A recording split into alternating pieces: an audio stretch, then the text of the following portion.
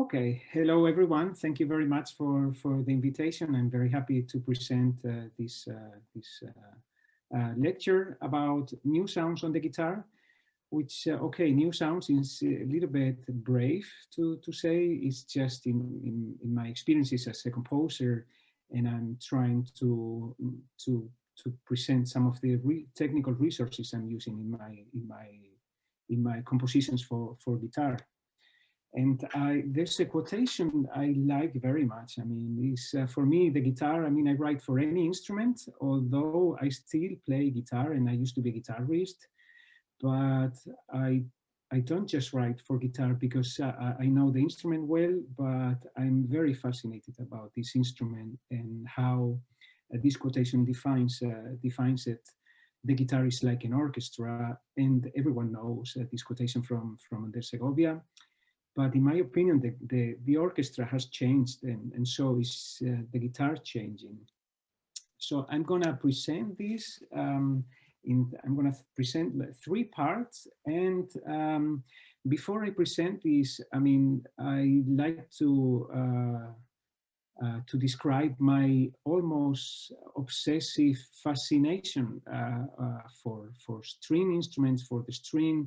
And even I say many times that my favorite moment in music was when the discovery of the string from a hunting bow of these musical qualities. I'm very obsessed with this in my music, and I try to imagine, I make a lot of thoughts about this evolution from this moment.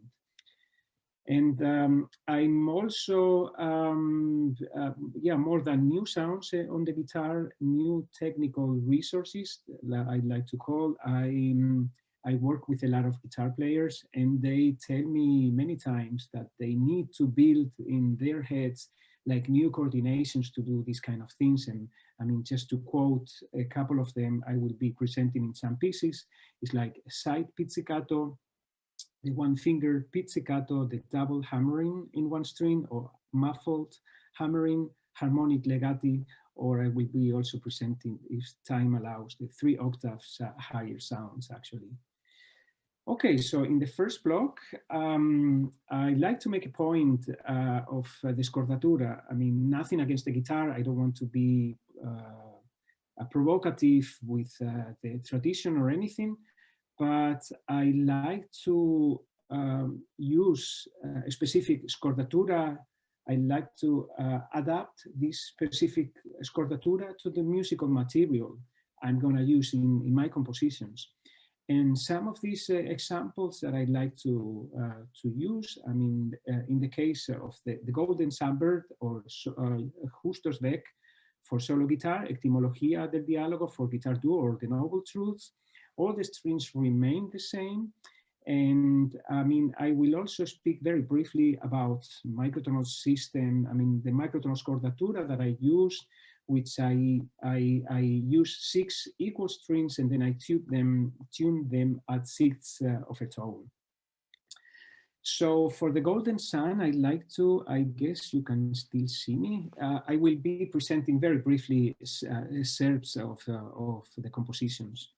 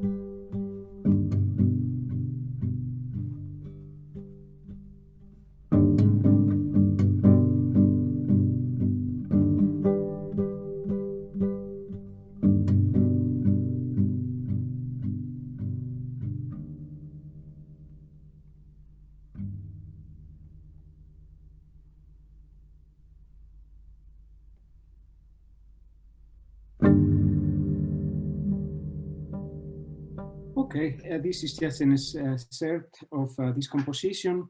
And I like to mention that one of the things that I like the most writing for guitar or writing, composing in general, is what I call, I'm based in Salzburg, is Klang clusters. So in English, it should be like color clusters.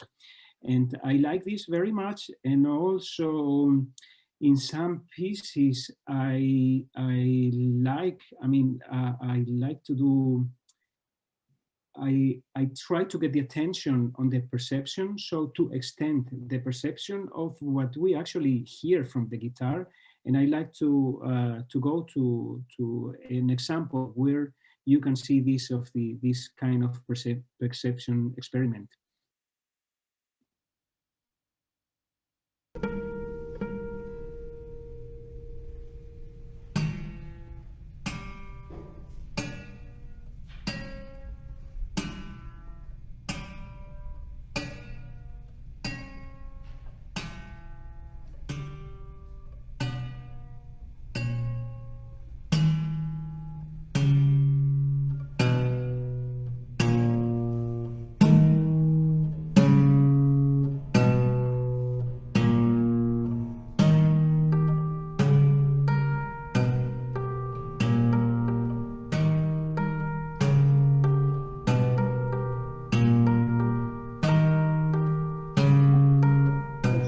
Short example. So when I come back to the PowerPoint, I continue. In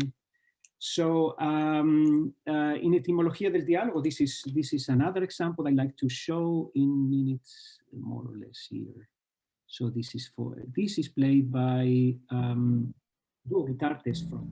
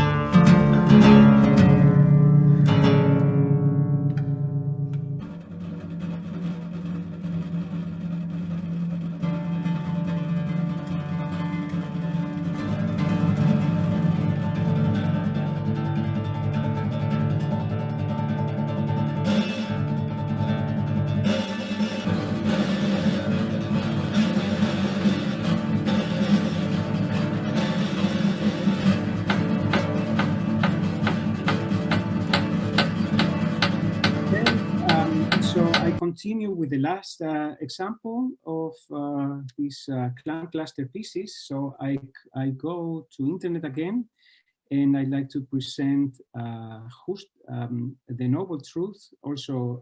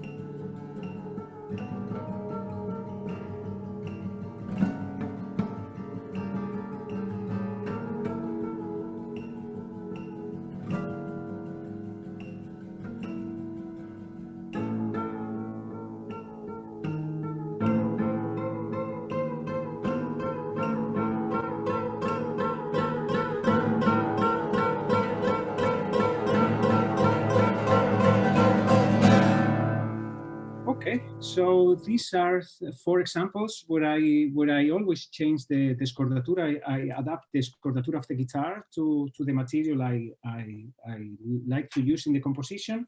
And sometimes I change completely the set of the strings, which is in the case of mainly the microtonal guitar pieces I write. And I use also different ways to use microtonality. This roundtable later today, where I'm taking part, and I can speak a little bit more about it. And but my standard tuning system is I use 6 G strings tune using the 36 equal divisions of the scales. And briefly, I'd like to show you one of the first compositions I wrote for this system, Tres Momentos Microtonales, played by Joseph Mirandilla.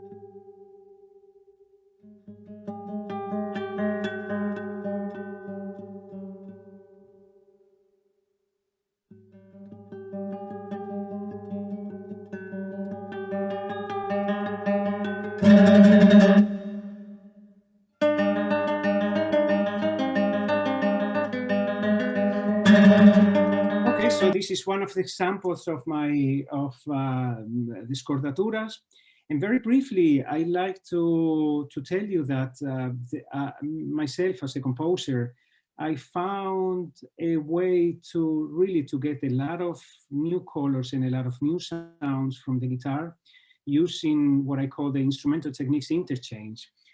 This is the research I'm doing in Salzburg for the last few years, and I'm about to finish this. I have my research concert in November here in Salzburg. And basically, very briefly, I can tell you I can do processes with different instrumental techniques, which can be divided in importing. I can also mix the technical abilities of two different musicians, or I can export the technical abilities of a guitar player, for example, to go to another instrument. So very briefly, I would like to give you at least one example of what it can be actually, this use. Violines y Guitarras is a piece used, for violin and guitar, where, I say sometimes, not that everything I do is like this, but I have maybe 15, 20 pieces in general where I use these aesthetical ideas. So I can decide if I want to write for guitar, but I don't have to write for a guitarist on that guitar if I want to. And sometimes I can export, like I said, the guitar techniques to another instrument, like to the violin, for example, in this case, or I can use in the piece Violines y Guitarras, there's even a movement where a violin player and a guitar player play together. So this is a way to get new colors and new sounds on in this case, on the violin, but it could also be on the guitar.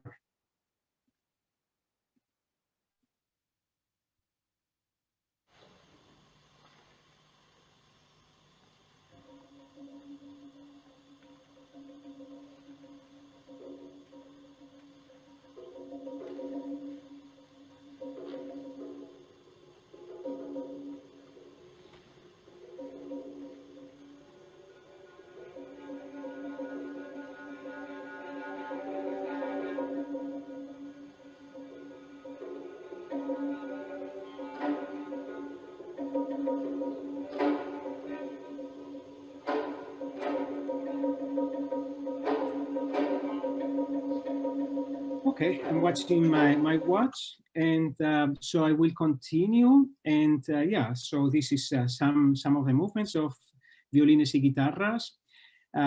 This piece, Cajones 1, is written for guitar, but played by a percussion player, Juanjo Guillem. He plays this very often. And I don't really have time for this piece, for a piano piece, for a guitar player. I have to continue with the next block, in which, I mean, this is a piece written for piano, but a pianist is, I mean, very difficult that a pianist can really play this piece, because what I do, I export the techniques of the guitar into the piano to create these many new sounds, actually. I sometimes I use also preparations, and these preparations, all of them, they have to do with the guitar world or in the history.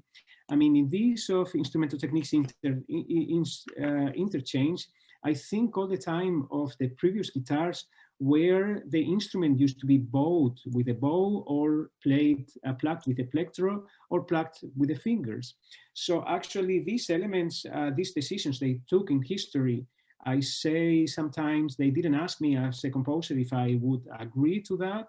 So I can decide today to include those lost techniques from previous instruments into my music. And apart from this, I mean, apart from the bows, I can also use some extra strings. I call them sometimes parasite strings, because they steal the resonance of the resonance body. I use some capotasti in different ways, also the slides in different ways. The cloth, the guitar cloth, is a very a less known element, actually, but it's very attached to guitar players when we play at 3 o'clock in the morning or anything.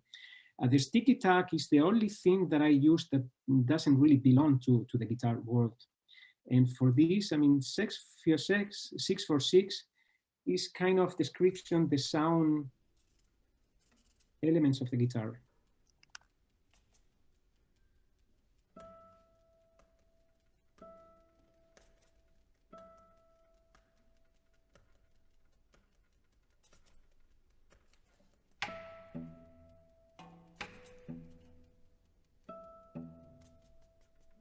So in this piece, actually, you also hear the files, nail files, nails, and a lot of elements that belong to the guitar world.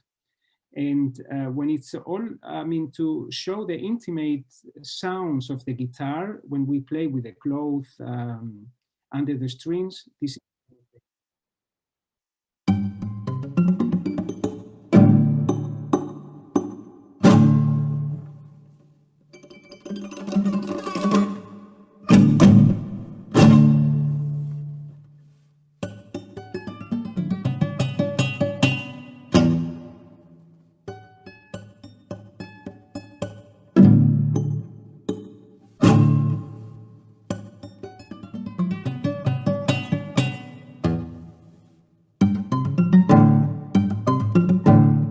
Okay, there are a few examples. I think the time I'm watching the my clock, and there are a series of pieces where I use these kind of preparations.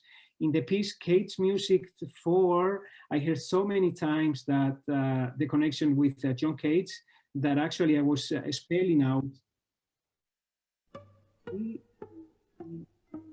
all the pieces for.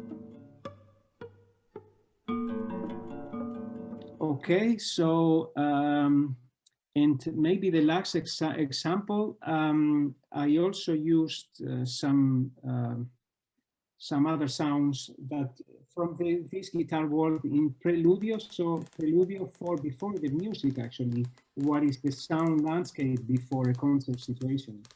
And this is Mexican guitar player.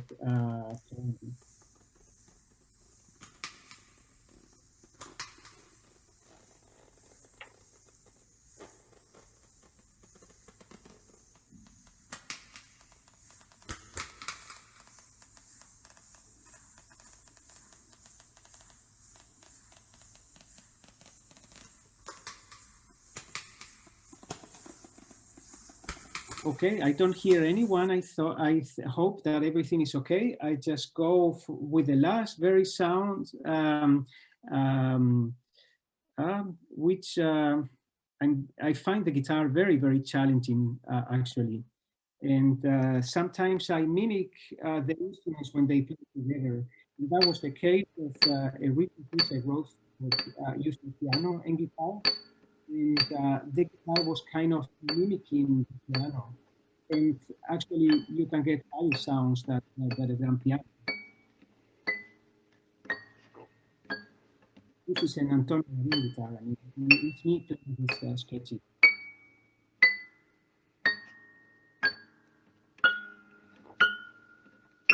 Okay, so this is the presentation. So I guess I stop sharing. I hope you can hear me. Hello? Hi. I think I was a little bit out of time. So No. Just in case, yeah, just to leave, just to be correct, actually, with the timing, and to leave a few minutes for questions. I had to go very quickly. It was many ideas, but if anyone is interested in some material, they can contact me anytime, and I can provide or answer questions. I did have one question. The examples that you gave, first of all, extremely beautiful pieces. I loved them. The scores were a little bit too small to see. I was wondering if there was a link or something where the audience could see the scores maybe in better detail. It's all right. We can sort that out later and then maybe put it up if that's something that's all right for you. Yes. Okay. Yeah, thank you very much, Augustine. It's some, as Amy said, some really beautiful sounds. Particularly love the microtonal stuff with the harmonics across the different strings. Absolutely gorgeous. It's so rare to hear new sounds on the guitar. You know, it's an instrument we all know extremely well, and suddenly to hear a whole range of new stuff has been great. And the way that you organize it as well into your terms, your 4 categories that you give in your abstract, the whole idea of clang clusters. Where did you get that term from, or is it just something it just describes what the sound is, I guess? Yeah, I mean, I use this for me, and at some point I have to describe for musicians or whatever, and I realized that I started to use the term clang cluster. Actually, color cluster is the meaning. So, and this, I have to say also, I like it so much that sometimes when I write for orchestra, I use 4 guitars for the orchestration. I don't write on the piano. And for this orchestration, sometimes I found that, not always, but I found very practical to use 4 guitars next to me, and then different scordaturas or different whatever. I find the guitar quartet excellent for orchestration. I was actually going to ask you a question about the guitar quartet excerpt you played in your talk. Just to explain, you know, how they were tuned, the 4 different guitars in that piece. You mean the Noble Truths? Yeah. This one with the video? Actually, I can't remember I have to look at the scordatura again. I mean, I remember the guitar duo, this Etimología. I tuned the 6, both 6 strings are tuned. So because I wanted to get very, I was asked to write a composition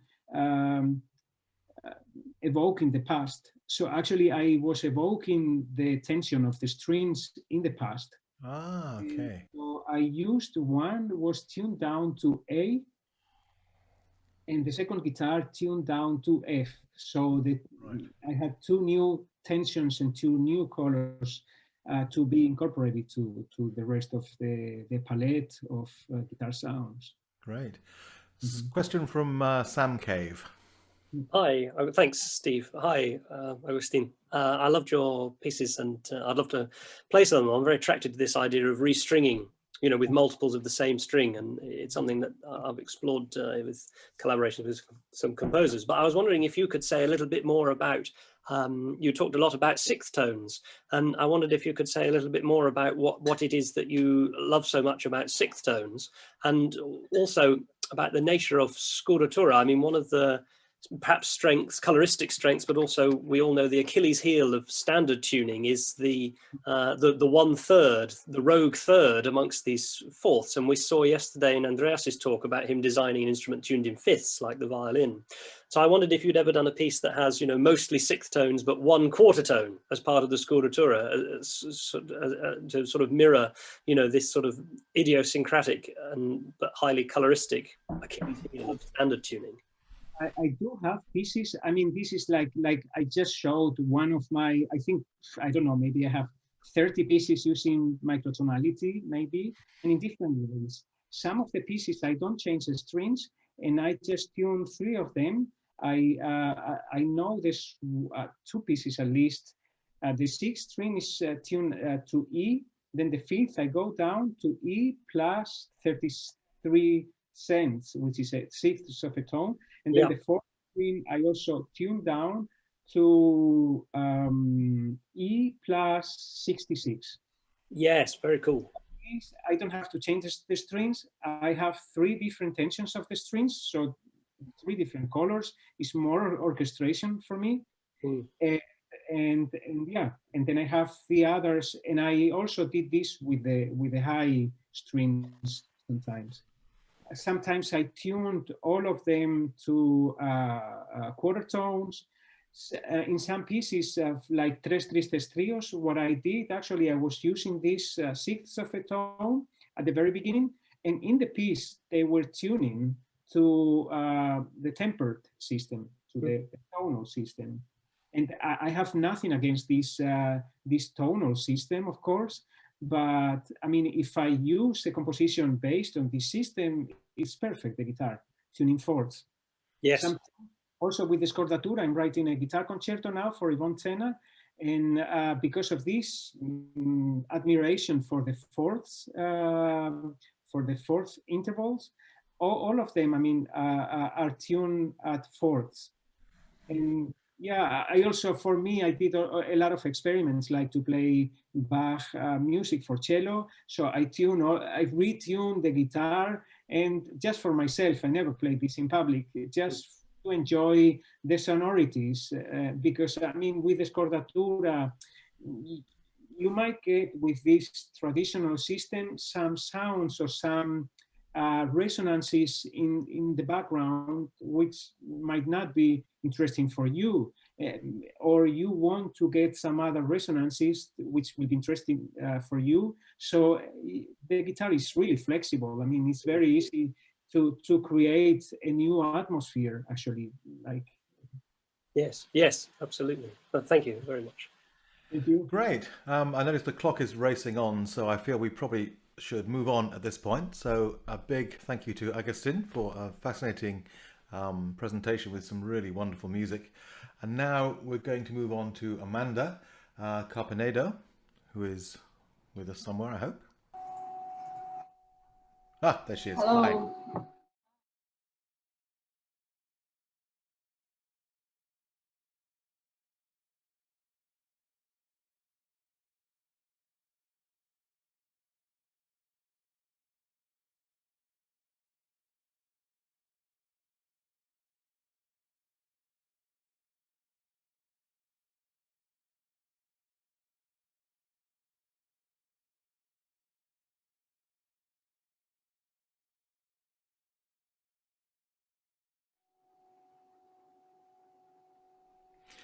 Welcome back, everyone. And for the final paper in this session, it's a great pleasure for me to welcome Amanda Carpenedo from Brazil, who's up bright and early this morning to give a presentation and to answer your questions. She's going to be talking about percussive notation for guitar, and particularly in trying to sort of find a way of systematizing notation for percussion on guitar. So we're now going to watch Amanda's film, and afterwards you'll get a chance to ask her questions. Hello, my name is Amanda Carpenedo, and I will now present a lecture entitled Percussive Notation for Guitar, whose theme is a part of my master's research called The Development of Arrangement for Solo Guitar using Percussive Research. In this way, it aims to show the proposal for the systematization of percussive notation developed for the recording of such resources. The motivations to create a proposal for percussive guitar notation emerged from the observation of inconsistencies in this type of writing found in several already published works, and from the contrast between the dissemination of percussive guitar content on mainstream media and the lack of theoretical information on the subject. This paper proposed a new approach to the writing of percussive research for guitar, as well as seeking to encourage discussion about its possible systematization and relevance in the field of arrangement, writing, and composition. Through the exposure of the practical applicability of this proposal in context of case studies, arrangement, and composition for guitar, the research also aims to broaden the debate to following the development. With this, we hope to meet the diverse demands of arrangers and composers, provide greater dissemination of work with percussive research in contexts inside and outside the academy, and in the future generate pedagogical material for this practice. And here are some investigation questions. It's possible to develop a proposal of percussive notation capable to offering objectivity, viability, fluency, and understanding in its interpretation? Can the systematization of such proposal offer subsidies to make it easy the contact and interpretation of musicians in work that use percussive research, as well as encourage the use of this practice by arrangers and composers? In order to understand the context in which percussive techniques are included and how their registration occurs, some references were researched to define concepts such as extent techniques on the guitar, percussive research on the guitar, and musical notation. As extent techniques, we can assume that it's through sound experimentation associated with compositional material not yet explored that new ways of playing emerge. To look wise, despite the chaos that govern the reference on the subject, one characteristic is common to all description of techniques and sounds. They are all inappropriate for the instrument under consideration. They do not belong to it truly or strictly. In addition, Padovani and Ferraz affirm that the extent techniques is a way of playing an instrument or using the voice that are different from the previously established standards. Burtner states that when we approach the limits of the extent techniques, we find characteristics that further personalize the instrument, enhancing unique qualities. Besides, the author clarifies that as the defects existing on the instrument, they tend to be extremely subjective, depending on the artist and the instrument. About the extent techniques on the guitar, according to Sabadell, this desire to extend the sound possibilities has always been a goal for composers and performers. Since the Baroque period, work in which this search was carried out began to be found. From the rasgueos with which the voice was accompanied or the rhythm has changed in the execution of the work until reaching the Torres model of the modern guitar. Extent techniques have appeared during the evolution, and I may say history, of the guitar. The origin of the use of percussive research on the guitar is a subject still barely explored in academia. Because of this, it's difficult to say how it emerged. Some authors, such as Verbel and Zanin, assign the use of percussive research to performances related to flamenco guitar. According to Verbel, the use of the percussive effects on the guitar goes back to the 19th century, for example in popular music like Andalusian or Spanish flamenco, which, through techniques such as rasgueo or strikes in the resonance box, presents the possibility of simulating percussion instruments obtaining a complete and bold accompaniment.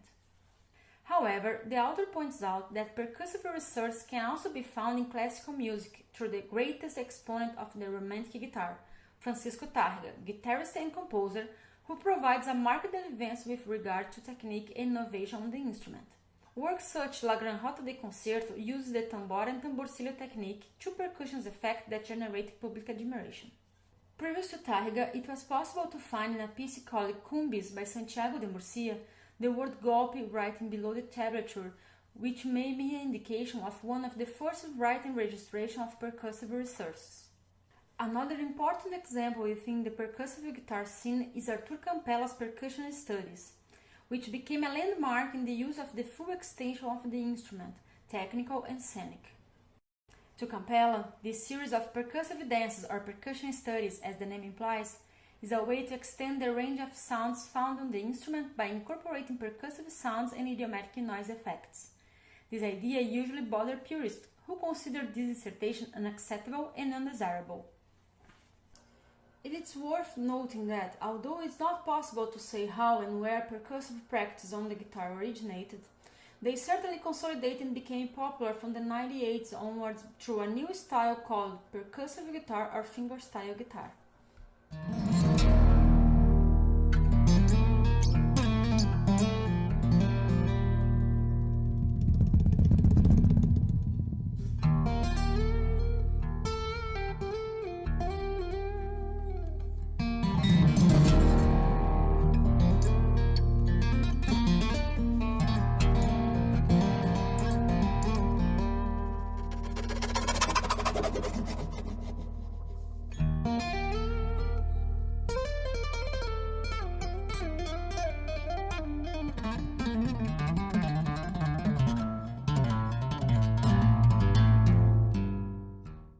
The definition of music notation within the traditional understanding is conceived by Zamproian as the representation of a musical sound, either as a record or a sound heard or imagined, or a set of instructions for performance.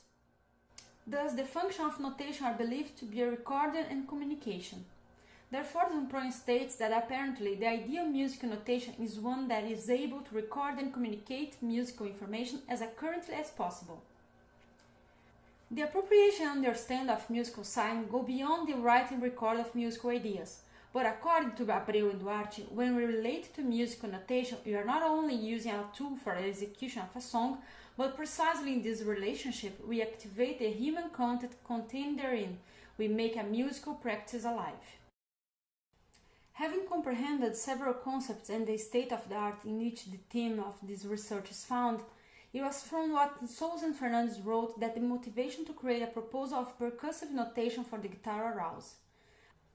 According to the authors, the lack of consolidated notation system and standard terminology, based on the incipient formalization of this technical universe, caused a great variety of instructions which integrate specific notation systems for each work.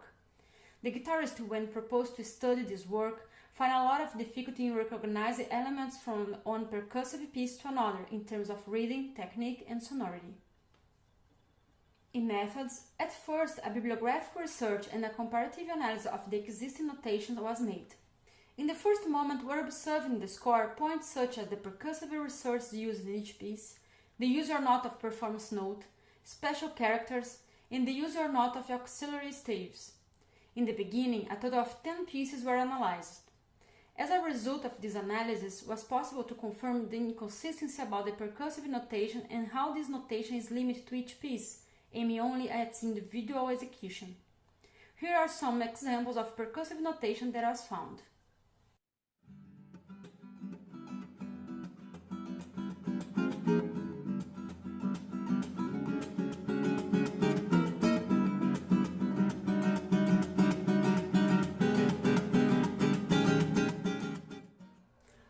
In common between the systems analyzed was the determination of specific actions, the use of the action spot, here called technique, in a specific location of the instrument, namely region or section, leading to a solid result.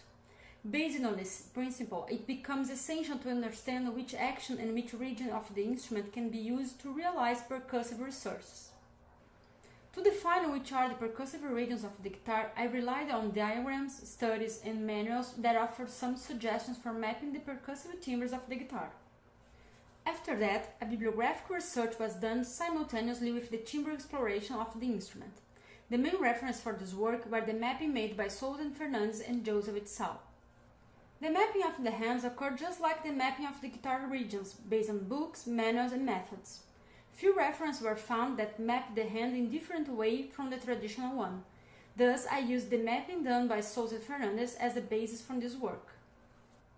For the choice of characters, after analyzing how notations were made on hand percussive instrument, I noticed that the traditional round note head was maintained in many of these writings, which ended up not providing the necessary differentiation for this proposal. So I decided to consult less conventional percussive notation systems until I found satisfactory results in the body percussion notation proposed by Barbatuc's group.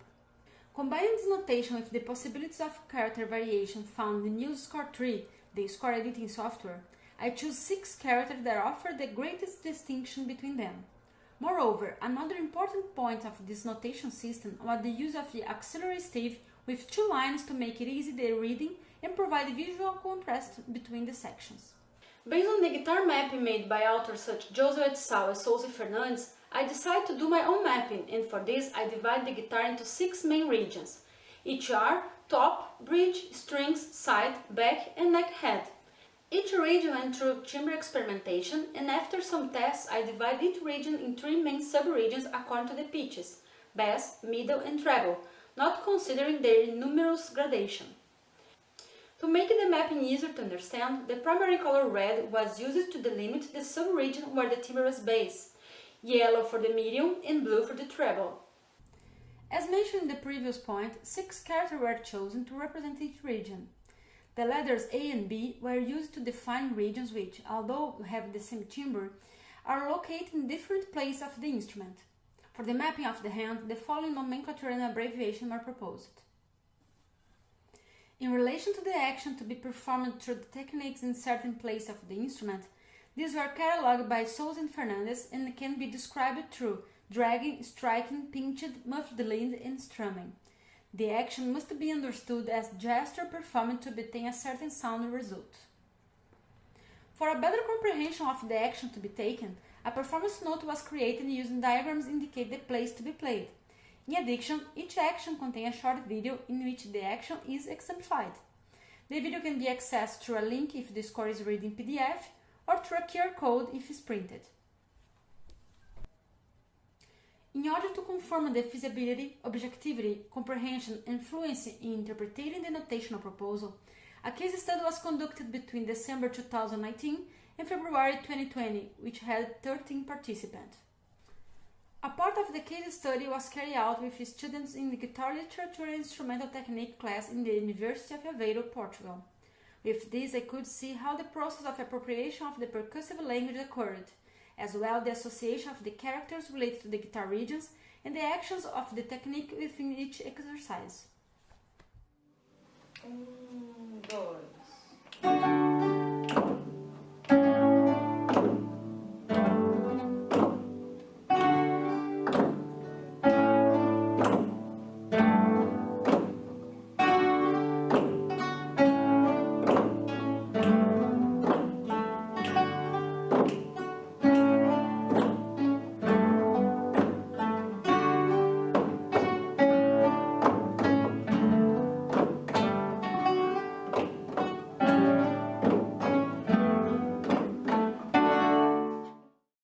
In parallel to this, the same study was conducted with professional guitarists, with whom it was also possible to confirm the understanding of the writing of percussive research as well as the correct execution of all exercises.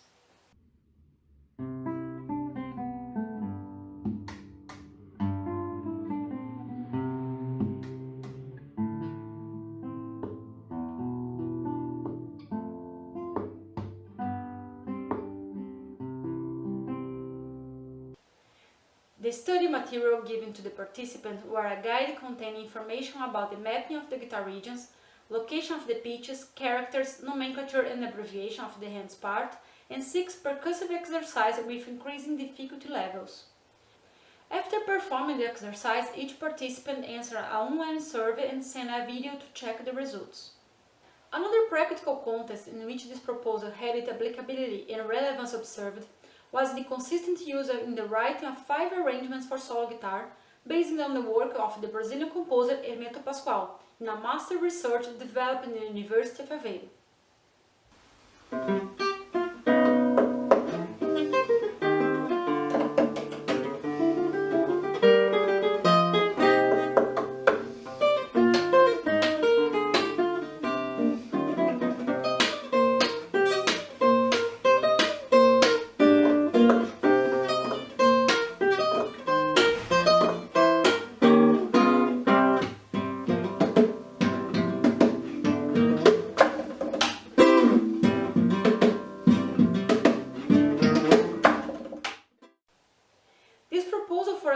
Notation system is an integrated approach to the notation of percussive techniques, with aims to standardize and make it easier the recording and understanding of work that includes these techniques. It is worth noting that this system can be used in several composition and performance contexts. The application of this proposal allows new composition and arrangement with percussive research to be written in a standardized way, expanding the contact with this kind of practice and simplifying learning, performance and writing. I hope that from these initial ideas, the implementation of this proposal can be discussed in academic or non-academic space, aiming at its improvement and diffusion. Thank you very much for your attention.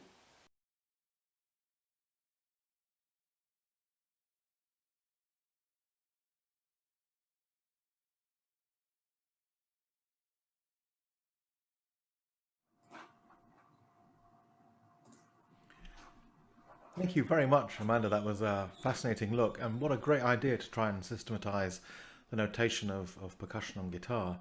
And we saw from your video presentation different kinds of percussion techniques across different styles and so on, and of course the massive growth in that kind of acoustic guitar culture of percussion guitar.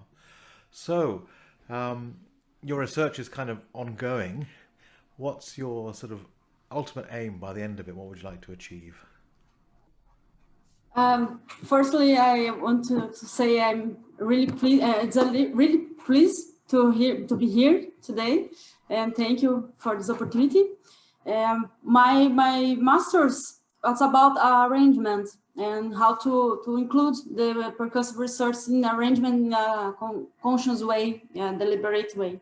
So to write this arrangement, I need to choose a method to write this percussive, and I find a lot of difficulty. So I try to make a proposal of systematization, and now I present to the world and to composer, arranger, and trying to make it easy to put this kind of percussive techniques in any kind of methods or arrangement. Great. I mean, and I think, you know, various people have tried to come up with something relatively systematic in the past, but without much consensus. And interesting, just those few examples you showed, those pages you showed while you were playing the Ginastera sonata in the background, of the completely different approaches that composers have had for the same kind of thing. And in fact, you know, in each of them having to provide a key for exactly sort of what's going on. I think it's interesting that even in Seth Josel's book, it's clear that there's no kind of standard notation for percussion.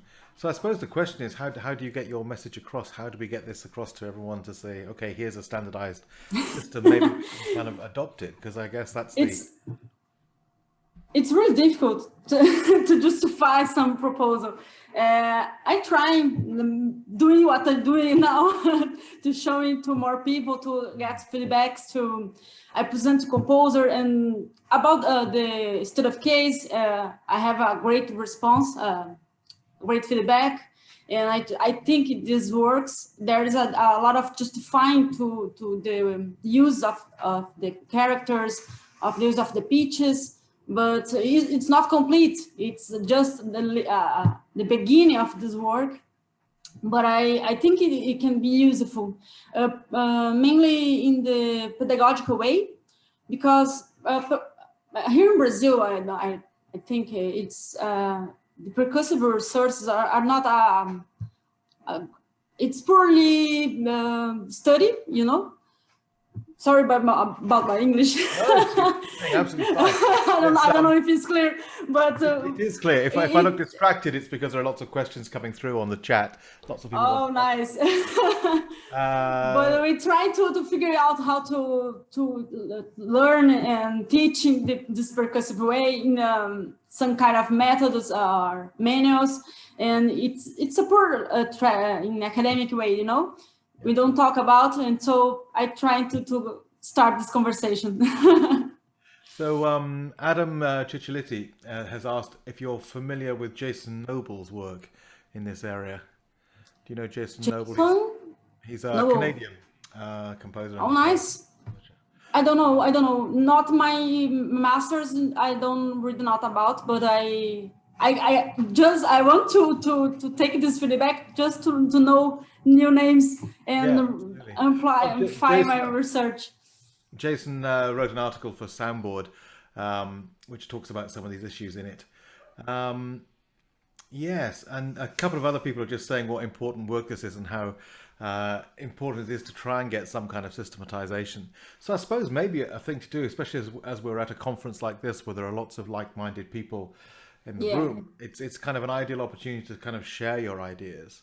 And whilst, you know, there are a number of people on the call, as it were, this morning, and a number of people watching online, maybe it's an idea to kind of get your basic sort of ideas into one document that can be shared and spread around, and then perhaps people can feed back or tell you of other research that they might know about. Yeah, of course.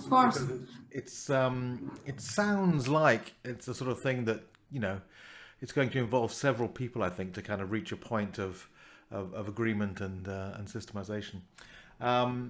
Adam now is keen to ask a live question, so I'm going to... Well, it's related to the question that I was just asking in Facebook, and the reason I wanted to draw her attention to Jason Noble was because there were so many striking similarities between her method of notating this percussion on the multi-staff the way Jason does, and I wanted to draw your attention to it because I wanted to get you to go to Soundboard. There was an edition in December. It's I don't know if you're familiar with the Soundboard magazine, but Jason released an article there, and with Steve Cowan, a guitarist based in Canada, they essentially developed a system very much like yours, but rather than using note heads, they used icons. But I think if you want to get your work out there, it would be great to work with people like Jason. And I think it's the whole point of conferences like this one, you know, is to have the opportunity to you know, maybe find some common ground between your two systems, and you know, see what else is out there, and maybe work together. Yeah, it's perfect. We need to share to all community. It's a huge job, and I know and I know it's really difficult to make a systematization of this, but exactly, we have to start. We have to start, and we have to write books and write manuals and try to unify. You know. And thank you so much for this. I will search this magazine. Thank you. I mean, the publication that Adam is talking about is called Soundboard Scholar. Yes. And this is, you can download the PDF, I think, from the GFA website for a fee. But it is a really excellent peer-reviewed research journal for guitar. And not only does it have articles in the actual printed magazine, there's also resources online and so on. And I think one of the most exciting things about this week in 21st Century Guitar is this guitar research community that's been developing over the last 10 years or so. In various events, the GFA, for example, in America have these scholars happy hours. We've got 21st Century Guitar, we've got our own International Guitar Research Centre in Surrey, there's activities in Dublin and various different places. So there's a real feeling of communication and connectivity now. And I think probably, Amanda, this is probably the ideal time for you to start talking to all these people. Exactly. Thank you so much, Amanda. Thank you. Yes, a lot of the comments now that we're seeing in the chat are just basically saying, yes, really important work, this is really good, you must keep doing this. So I think what's really coming over strongly, Amanda, is everyone's agreement that A, this needs to be done, and B, you seem to be going about it in a very helpful and appropriate way. And so everyone is totally behind you. So I think, you know, I think the main thing that will come out of this morning is connecting you with everyone else who's interested in this sort of area. And if it's an area you can sort of, if you like, manage and take control of, there's no reason why you shouldn't lead in quite a short time to having a sort of systemized approach to notation of percussion guitar. I think this is really, really important work. Oh, thank you. And I ask you if you have some materials to me to share, or if you need some of my papers, and send me an email. I can put in somewhere here in the chat or in the Facebook, and I'll be really happy to talk about, because it's my intent to share and receive a feedback of you think about, or composers, if have a viability of this kind of percussive system. And yes, I want to talk. Great. This is awesome. So I'm just seeing now that in the chat, Amy's put forward a sort of couple of links, one to your website, Amanda. So oh, yeah. Straight and direct and look at that. and also one to Thank you. Soundboard Scholar, which I was just talking about earlier, the one with Jason Noble and Steve Cowan's article in it. It's a very in-depth article. I think you'll find it extremely relevant to what you're doing. Okay. Great, thanks so much, Amanda. This has been a great morning. I've learned a lot and heard 3 really fantastic presentations. You know, starting off with Francesca, and then Augustine, and finally with Amanda. It's been really, really good. I'm going to have to go and have a lie down, I think, after this. So thank you, Amanda, and thank you all very much. Thank you, Steve. And I look forward. I see Daniel has appeared. Do you want to ask a question, Daniel? Thank you, Stephen Goss. Thank you, Amanda. Very good presentation. I was thinking about the difference between the classical contemporary music and the popular music. Do you know if there is some standard notation between these 2 types of occurrence, of type of instrumentalization, of composition? Do you feel that in popular music or contemporary music or guitar, is there something that you can say more about these 2 universes? It's a great question. Thank you, Daniel. I know, Daniel, we studied in that same university in Portugal. Thank you for the question. In my first source about the notation, I took 5 pieces of contemporary music related to classical guitar, you know, Ginastera, Django of Bellinati, Edino Krieger, I don't know, but I have 5 classical musics and 5 fingerstyle pieces, and all of them is different between each other. They are unique kind of writing, and each composition composer tries the characters choice how they put the stave or auxiliary stave, and there is no unifying. And only difference if the fingerstyle guitar use tabs to put the percussion or the notes. In some point, I think in John Gone piece, we have four notations, 2 staves and 2 tabs, separating the notes of the percussion sounds. It's a lot of, you have 1 page to for compass, I don't know. There is no unify. Thank you. I think there is some difference between the empowerment of the popular music, the performance of popular music to a notation that we can make some manipulations of the sound. And the contemporary classical guitar has some other filters that can make this difference importance to the classical or to the popular music guitar. Yeah, I think this kind of writing to my arrangements, and the use of the percussive resource is to accompaniment, not to explore the timbre of guitar. You know, I use in a way more related to fingerstyle guitar, but I use nylon and the music. You know, it's Brazilian music or a kind of jazz, and the language is different, but the use or the think of the use of the resource, the percussive resource, was related more to the fingerstyle. Right, Amanda and Daniel, I get the feeling this conversation could go on forever. Okay, thanks. Animated about it, and it's very exciting. Unfortunately, we have run out of time, and there's a keynote in about 12 minutes time, and I want to make sure everyone can have a break before that. So it just leaves me to say thank you, not only to Amanda, but for all our presenters this morning, for a really fascinating and actually very uplifting session. Thank you very much. Thank you, Steve. Thank you all.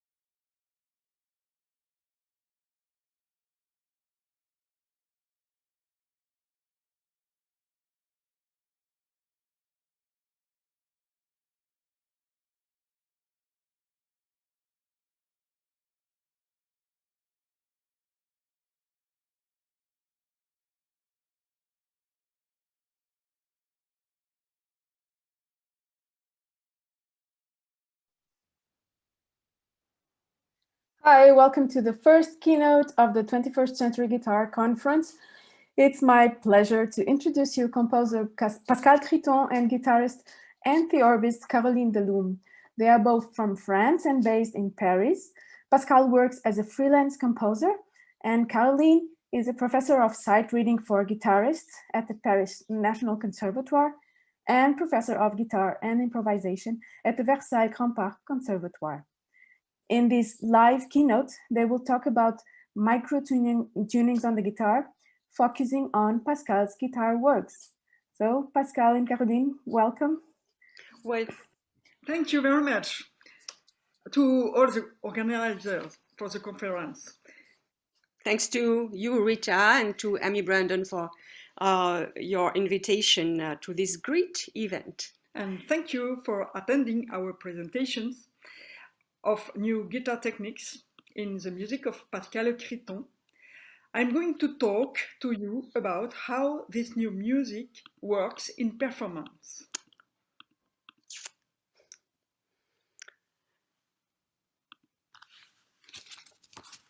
On my side, today we will present a set of pieces I wrote for guitar tune in 16-tone and 12-tone equal temperaments. These very dense and radical micro-tunings renew the guitar sound map and, of course, ways of playing and ways of thinking music. Caroline Delume and I have been working together for over 20 years.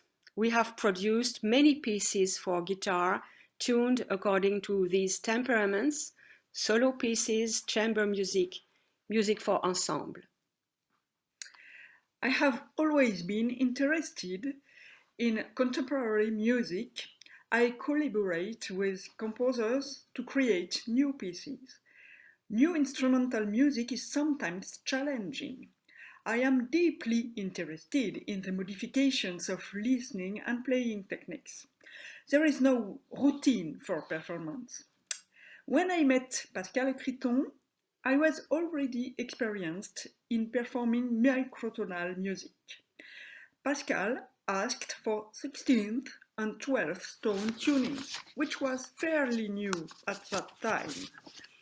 When I changed the original tuning with 6 of the same strings tuned differently, the guitar was not the same instrument at all. It sounded very different. After personal experimentation, I became decisively interested in microtunings during the 1980s, when discovering the piano tune in 16th tone designed by the Mexican composer Julian Carrillo.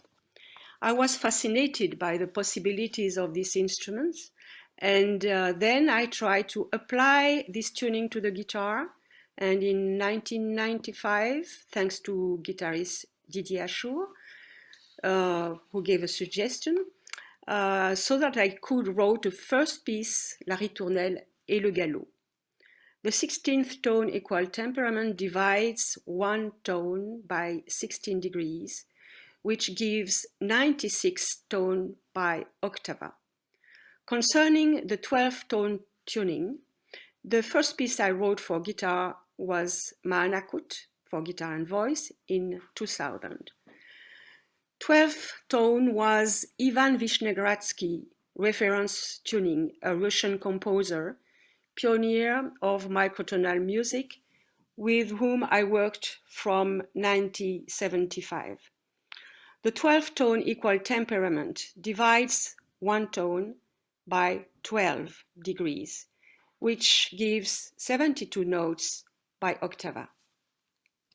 Now, today, after these decades, I will say that these tight equal temperaments are kind of setting more than usual way of thinking about temperaments. They are more or less dense frames that makes it possible to penetrate to sound minute variation from spectrum to noise. the relationship between gestures and listening has to be rebuilt when playing on modified guitars. The great density of pitches allows an unusual sound shaping on the guitar. The 16th tone tunings consist of 6 low E strings. Each string is tuned 1/16 above the previous one. The guitar is fretted in quarter tones.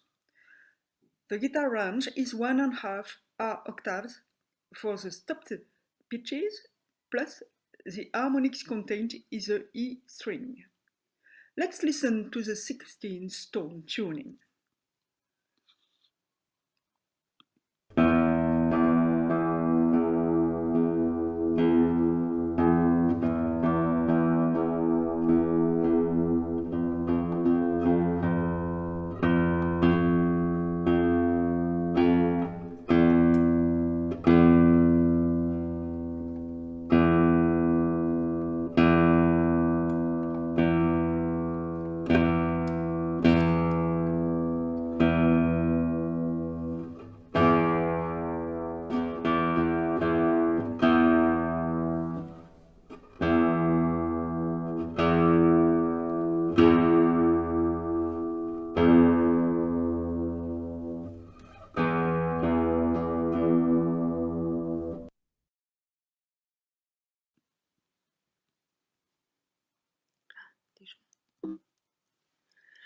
Each tuning has its own color, depending on the range and type of string used, but also according to its characterized harmonic possibilities.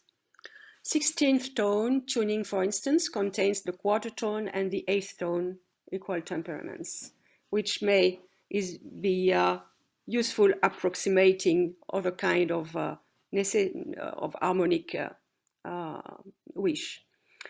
The intervals of 16 tones, that is to say 12.5 cents, are difficult for our ear to discriminate. The activity between neighboring low strings, as this tuning we choose, tends to prolong the resonance duration.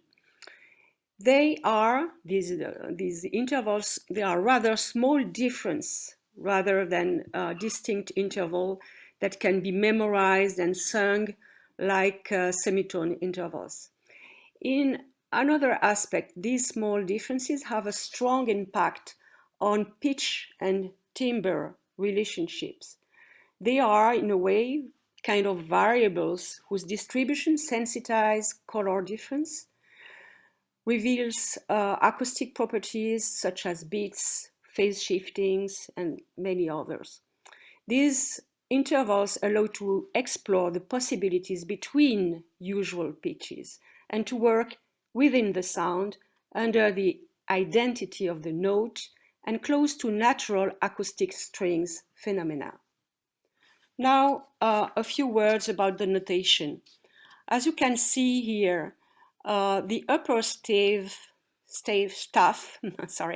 indicates the fingering, indicates the strings, the fingerings to be played and heard. The bottom staff here shows the actual heard pitches.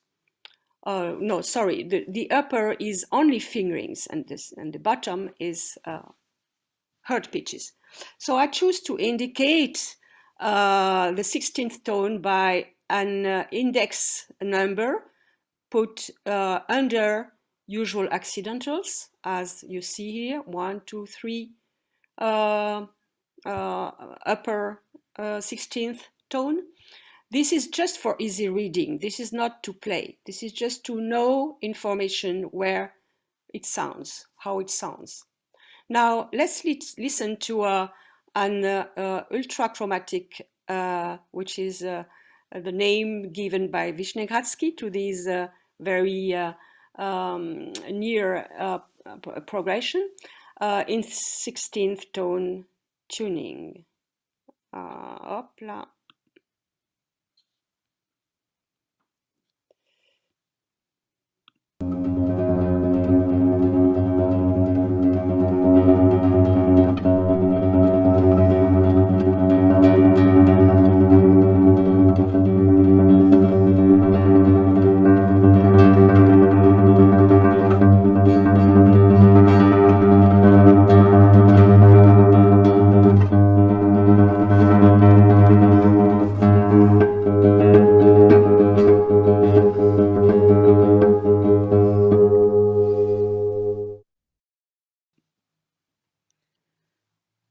gradual shift in positions allows the ultrachromatism in the 16th tone tuning to be heard.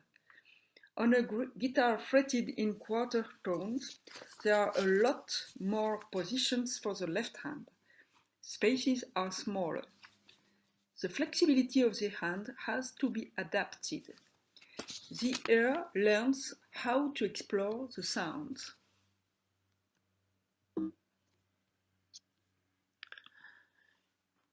The figure, and I'm going now to present La Ritournelle et le Galop, which use this tuning. And in particular, sorry, I thought it would run up. The figures and features I developed in La Ritournelle et le Galop mostly play on continuous sound transformation made possible by these microintervals. I like to exploit the plasticity, the malleability of sound accessible through this dense framework of 96 sounds by Octava. The open strings, harmonic structure at the open string, is that in fact of a quarter tone cluster made up of 4 16 tones degrees. The extension of playable degrees makes it possible to shape the fluidity of a transition. And vertically, harmonically, the ultrachromatic density allows aggregates, micro intervals aggregates distribution. Numerous new intervals and chords possibilities appear. Their combinations oscillate between a pitch tonal identity and a pitch color versatility. Let's hear the beginning of La Ritournelle et le Galop.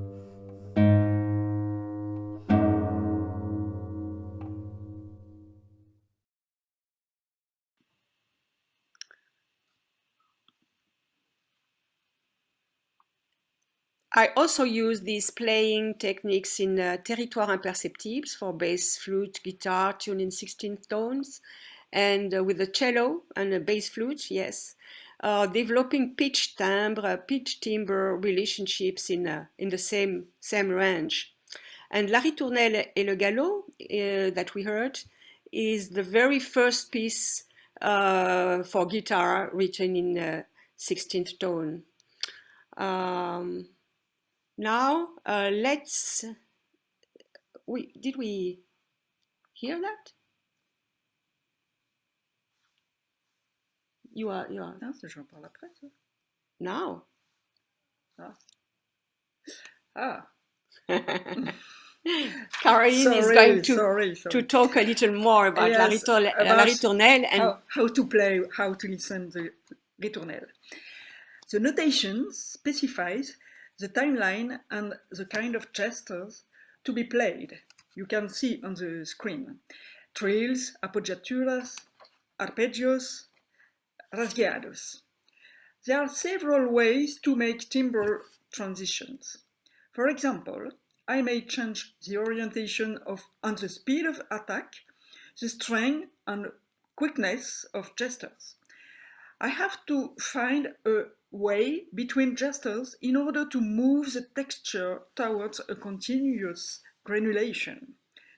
The left hand has to vary the contact surface and the pressure on the strings. Transitions from touched harmonic barré allow extremely noisy sounds to appear. In the following extract, you can hear: the left hand moves along the fingerboard, the pressure of the barré changes, and the four strings, which are close together, generate new sound phenomena.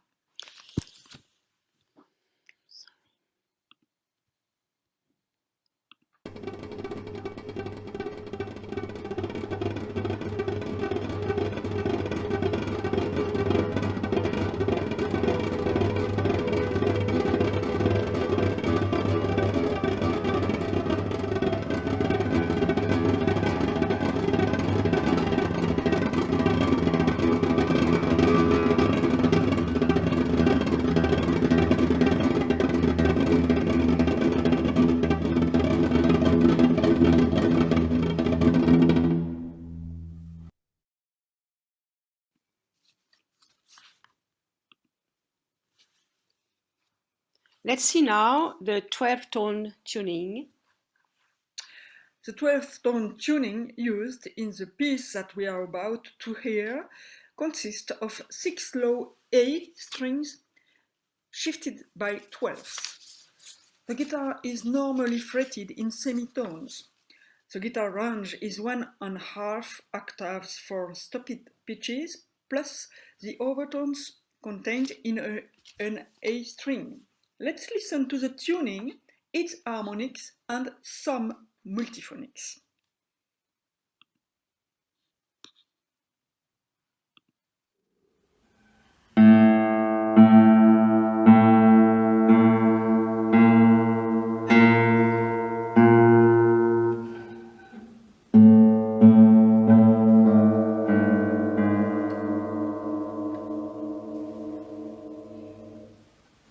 Harmonique.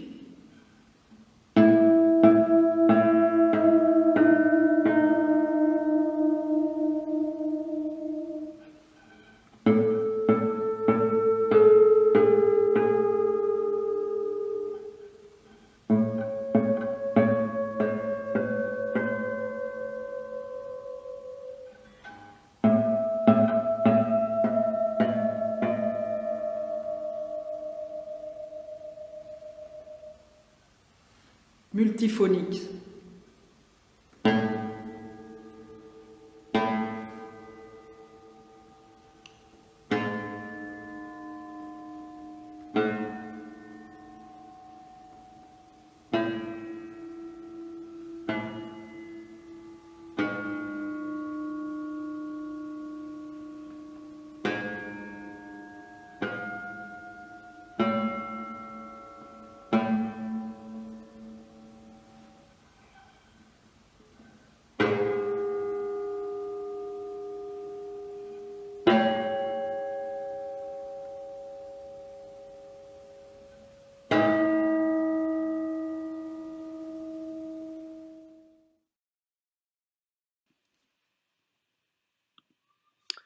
So now In the piece called Intermezzo for guitar, tuned in 12 tone, which we present now, I developed a chordal material composed of harmonics and multiphonics specific to this 72 sounds by octave environment.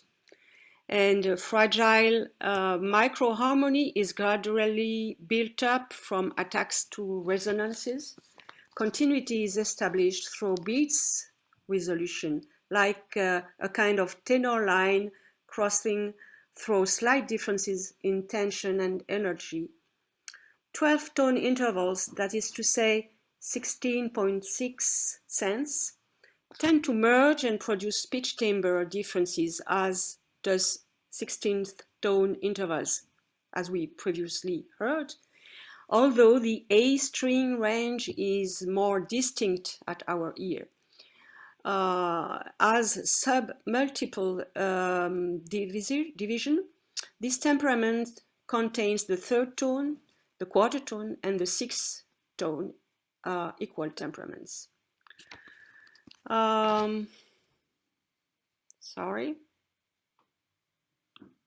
About the notation, the instrumental playing is a tablature, indicating the strings, all the strings, and the square to be played in Arabic numbers.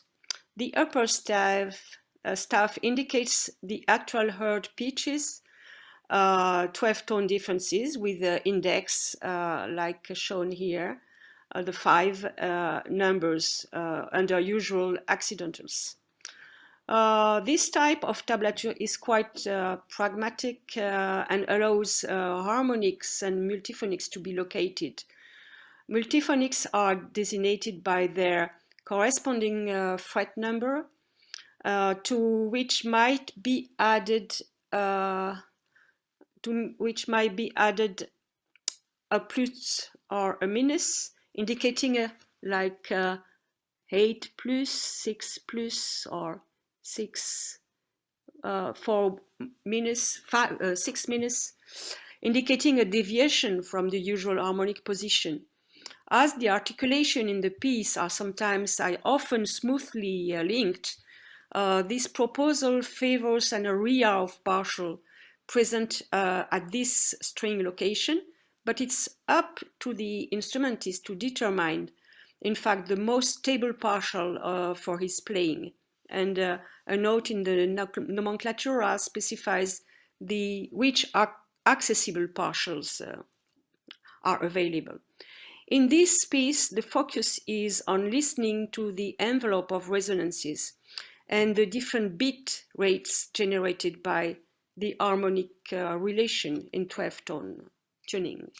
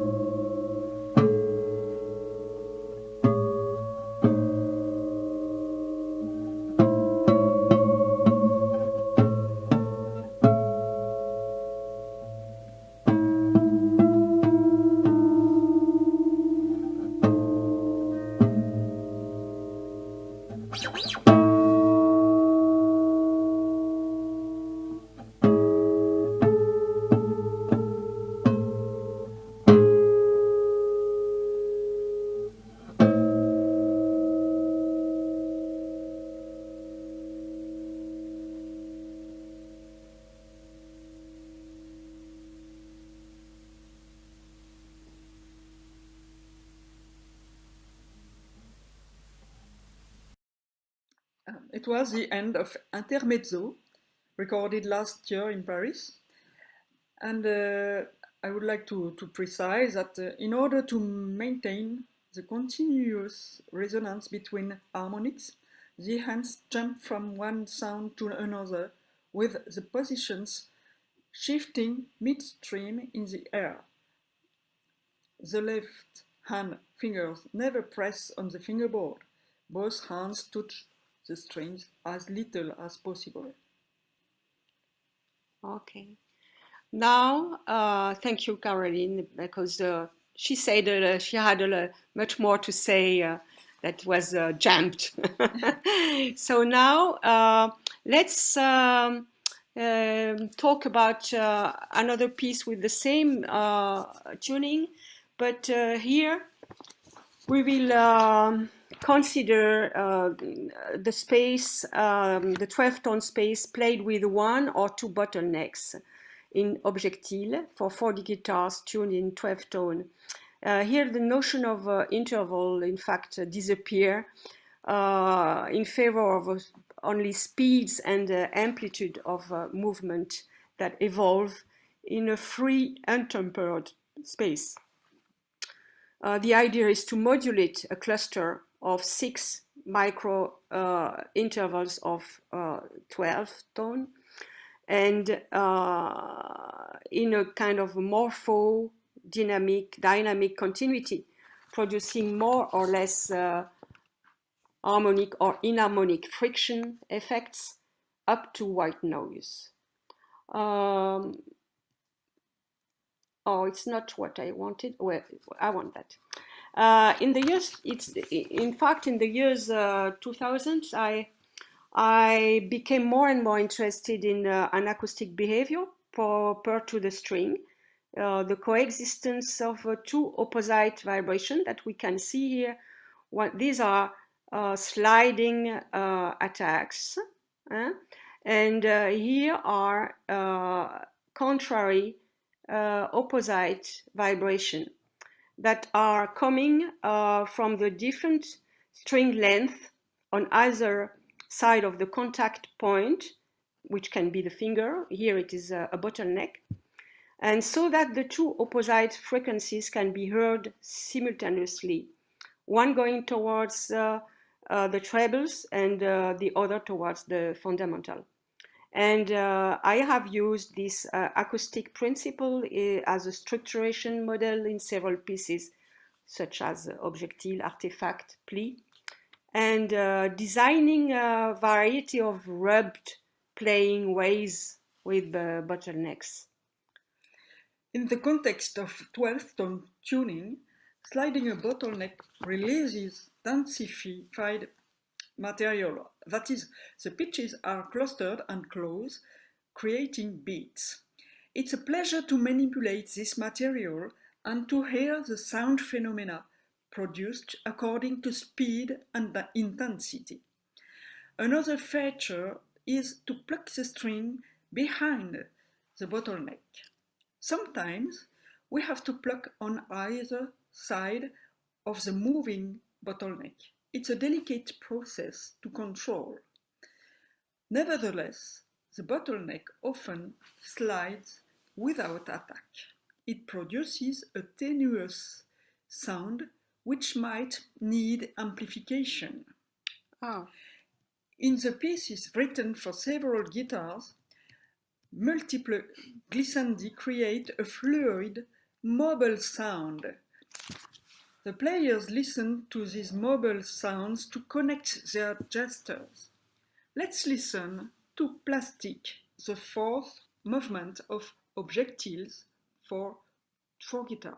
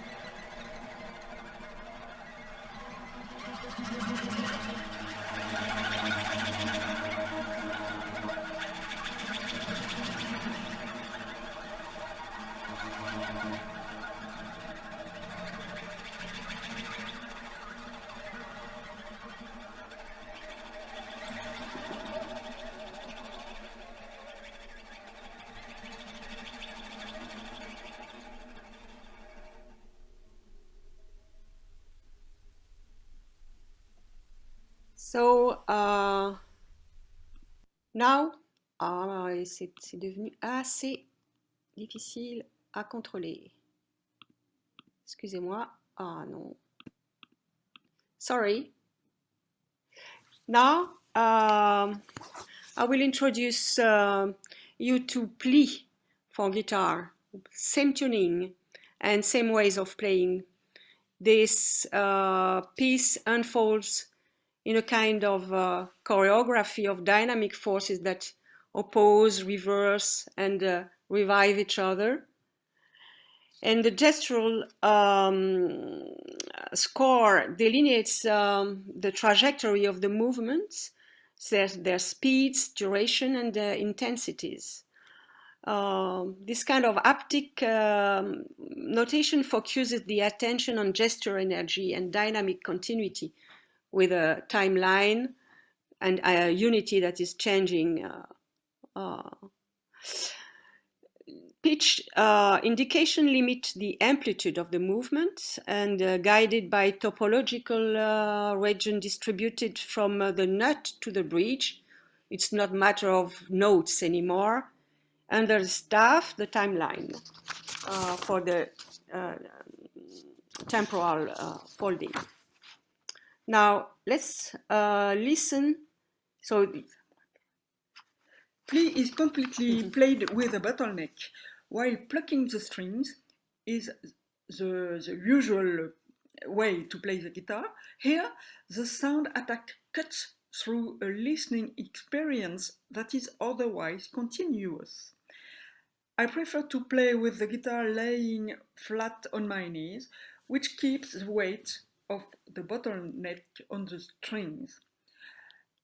The slide produces two complementary sounds. I choose to not attenuate the friction too much. Listening to the complementary sounds helps to the control pitches, especially when changing the direction of movement.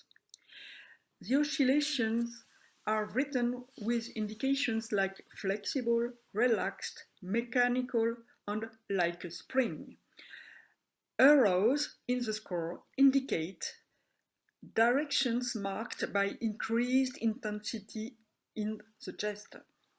The resulting sound world is very fluid and nimble. It's quite a playful music. Let's listen to an extract from Pli pour guitare. Oui, voilà.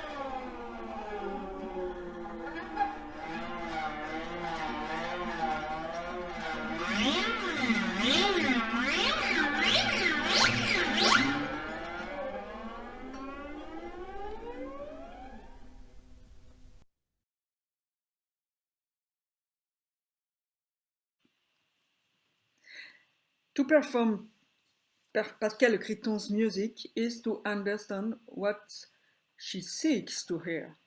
It is a process. You have to be willing to learn to listen as well as master the techniques. It takes us beyond our own mastery. You have to be like a researcher. What then opens up is a new territory of sound. Est-ce qu'on a encore un peu de temps ou pas?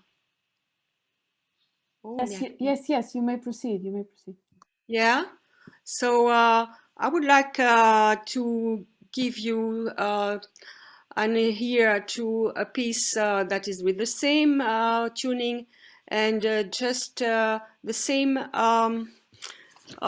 heard how the microtuning allows shape continuous transition in La Ritournelle. We have heard in Intermezzo how the complexity of microharmonic resonances can be combined. On the other hand, the sleep glissendi we have heard in Pli solicit the entire 12-tone tuning spectrum, and beyond that, different acoustic behavior of the string excited by very active playing. Finally, I would like you to hear double for 2 guitars, also tuned in 12-tone, and it's the first movement of trance. The piece explores the same 12-tone full spectrum, but this time in a continuous and slow down barré harmonique. So let's have the sound.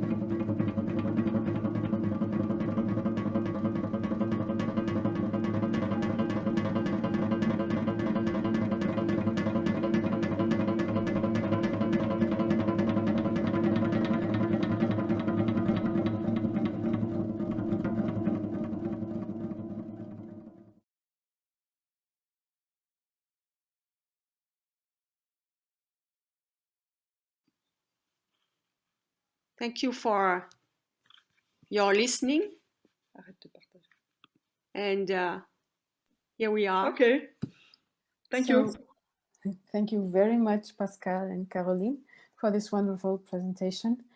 I have 2 questions for Pascal, very practical ones, which are, when you are composing, do you use the guitar? And when you are writing the actions stave, so what the player, where the player should play, do you use a table for orientation? Oh yes, a table. You mean where all the notes correspond? Yes, exactly. I do. Yes, of course. With all the harmonics, with all the specification. You know, tablature for me. As I met Vishnegradsky and by means also Carrillo, to play this music, it was very obvious not to connect the writing in stave with a conventional manner to hear the correspondent pitch, you know, but to make it free from each other. And you try things on the guitar? Do you try playing the? Me? Yes. Oh, no. Caroline, do? No. I mean, when you are composing, do you try the sounds and what you want to hear on the guitar, or not? More or less, little. Not so much. I'm not guitarist. I'm not. Well, we have sometimes together a laboratory. Yes, exactly. There is collaboration. Yes.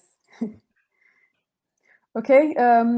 If you have questions, participants, just open up your mic and your video. And viewers, just write your questions in Facebook's comments. Should I go to converser? Or? No, it's okay. We are monitoring the questions. Yes, but just to see. Yeah, well, you may be in the chat, but the participants in maybe Elena, I did something wrong? No, it's everything is fine. Okay. We are waiting for questions. Okay. I'm just. Il n'y en a pas. 15. So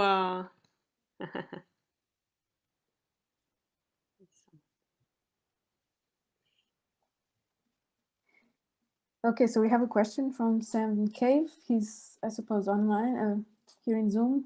Yes. So hi. Go ahead. Hi, Pascal, and hi, Caroline. How are you? Hi. Hi. Great. I just had a question about Caroline, about modifying your guitars for the fretting of these different systems, and how you achieve that, and whether you have thought about, or whether you have any plans, Pascal, to explore that even further. Perhaps have instead of fretting at quarter tone instead of semitone, to have fretting at eighth tones, and have some even more, even larger divisions of the octave. I was just wondering how you settled on that system of having the octave divided by a certain amount, and how that got put onto the guitar, and whether you have any plans to develop some new systems for that. Some of my colleagues did research about different mobile frets and something like that, but I think we couldn't prepare a guitar with intervals smaller than the quarter tone. Right. It is too small. Too small. So the solution with quarter tone and different strings with the same pitch is a good one. It's a good solution. Yeah. It is a very good solution. So how are your guitars modified? Are your intermediary frets tied on, or are they permanent? Can you take them off and have a semitone? It's permanent, right? So you need a guitar. The quarter tone guitar is permanent. There are other pieces. There are beautiful pieces for quarter tone guitars with a normal scordatura. Yeah, indeed. Yeah. Interesting. We have a question from Elena Casoli. Elena? Yes. Hi, Elena. Hi, Caroline. Hi, nice to meet you again. Well, first I want to congratulate, because for the pieces, beautiful pieces, and the beautiful playing. Really, I have been fascinated by these pieces and the performances. So thanks for that. And I mean, mine, it's not a question, but I more like a consideration. I mean, I really appreciate the way you decide to write, for example, in intermezzo, to use the tablature in that way. I found personally my experience with microtonal things, and so really the best solution, or one of the best. I mean, sometimes it's also good if it's true written as a normal playing, and you get other pitches. But with the tablature and with this plus, so I found that's really a perfect solution for an interpreter, I would say, or at least I would like to have something like that if I have to practice it. So I think, I mean, your collaboration in that reached a really good point to share these pieces and to invite young performers also to approach pieces of this complexity. And thanks for the invention. I mean, the spectrum, finally the sound that the results, I really enjoyed. So so congratulations. Thank you very much. We have a question from Ansel McDonald in the chat. If you want to read while I also read it aloud. Have you found tablature to be the best solution for notating microtonal tunings? And do you have to come up with new numbering systems depending on how many frets you have on the guitar? It's two questions. Yeah, you can read them in the chat. Can you see the chat? Oh, okay. Yes, if you use only a scardatura with a few notes, with one string or two strings, or that is different, that is changed, or if you remain in a kind of musical system that is mainly intervals adjusted in a conception or another, maybe it's not necessary to use a tablature. Here,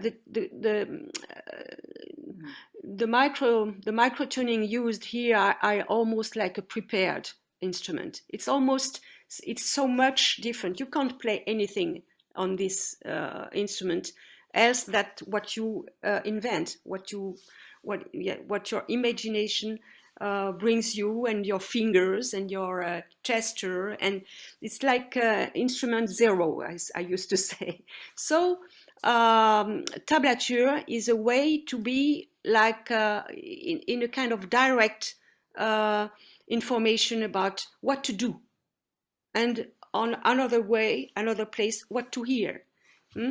So I would make this difference between a musical system that remains with notes and something that becomes to be really something else. If I'm clear. And he asks if you the numbering systems. You use the same numbering system, no? What is numbering? No, the numbering system is really not to be played, because it would be a brain tiredness to do that.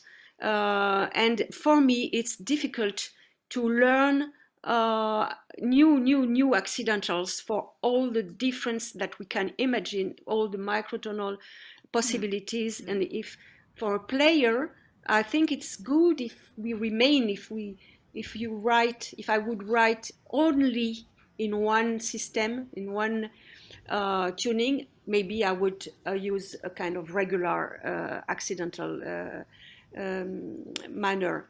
But my wish is to change, is to discover sound and way of sounding. So for the moment, tablature is really better than, and the number is to, I have 12 tone in a semitone, and so it's a way to just write +1, +2, +3, +4, +5, or even to use the quarter.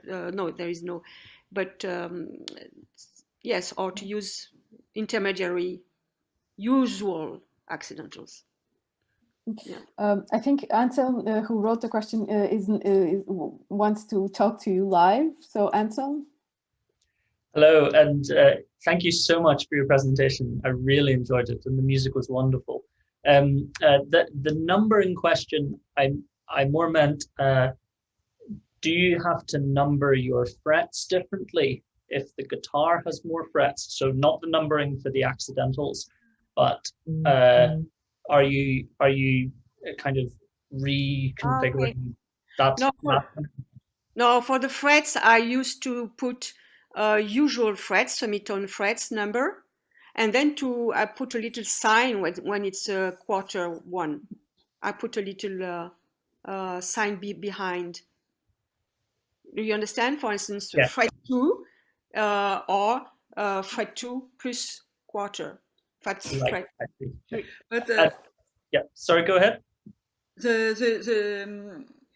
La ritournelle et le galop is the piece for guitar fretted in quarter tones. The notation is a normal one, but it's a kind of a tablature, but it's on a fingering, normal. It's not a tablature with numbers. Thank you. And my other question was just for Pascal. Are you then, do you compose the music or do you compose it on the guitar? Who figures out then the transposition or the tablature for the pieces?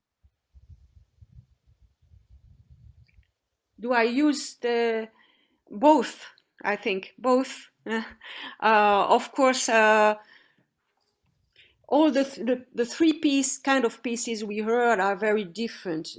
They're different in time, because first pieces was in the 90s, so it's I don't know, 25 years more, 30 years, and what I say. The first La Ritournelle was a matter of timbre and pitch relation. So this was rather coming from my knowledge from the piano, tuned that way. So I knew harmonic ideas I had upon what I could do on the guitar. And way of playing were developed in a relation with Didier Aschour at that time, and so it's a crossing between a knowledge more harmonic, micro, and of course this timbre and pitch in between that was already proposed in Tellure, the muraille, where the timbre is very important. And here, maybe that the fact that the strings are very close together from each other may open to other links, other ideas, other way to play and think the music. Thank you both so much. I find it really fascinating. We have a question from Jason Noble. Thank you for a wonderful presentation. How did you choose the bottleneck as the object to execute your glissandi? The sound was amazing. I was just wondering how you choose it over other options like a guitar slide or the goblets George Crumb sometimes uses. It's a bottleneck for the guitar. But I tried a lot of them. Some were with the weight were very. The relationship with you tried a lot. I saw you how much you bring a lot of bottlenecks, and it's difficult to say. Because we must find a kind of balance between the effects that we can obtain, and I think in this case, each one must experiment. And we tried also with a heavy steel guitar tone bars, but the problem when the movement is so quick and so free. It's not possible. It's very hard to manipulate when it's too heavy. It was not the only explanation. We find with the thread of the strings, we need to rub. We have to. If the bottleneck is too strong or too heavy, we don't hear an interesting sound. It was our choice. Thank you. I have another question for Pascal, which is when you start composing, you already know which guitar you are using, the conventional guitar or the quarter tone guitar, or that comes afterwards? No, it's rather, as I said, these guitars are almost prepared instruments. So the preparation is first. You decide to have this kind of, or you decide, or you find a way and an idea, and so you have to set the instrument first. Otherwise, because I come back to this point, this is not notes music. This is not music made with note system. Notation, yes, but it's not pitched. So it's very interesting to explore the instruments and to figure what this setting bring interesting. And many ideas are possible. Some are more detailed and articulated, like in La Ritournelle, and some are really very propagative and matters of acoustical effects. So it's a story each time. Adventure each time. Which is also coming with the players. For instance, we have a situation where something is possible, then we think for another time, we say next time we will explore rather like this or like that. So there is a kind of back and forth, the ideas or the possibilities, and this is through a long time. This is yes, so your idea will lead to the instrument that you will use. That's more, or you depart from the instrument and have the idea. I think it's crossing, and it's a back and forth. Okay. And also coming from other instruments, from trial I do with other instruments that come back experiences. This is really, I think, experimentating ways. Thank you. Are there more questions from our participants, viewers? Just write them in Facebook's comments.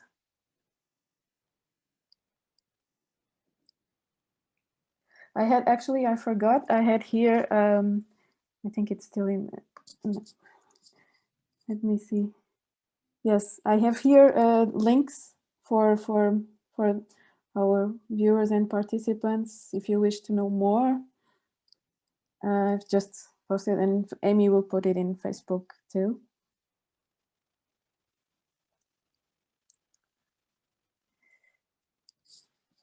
Okay.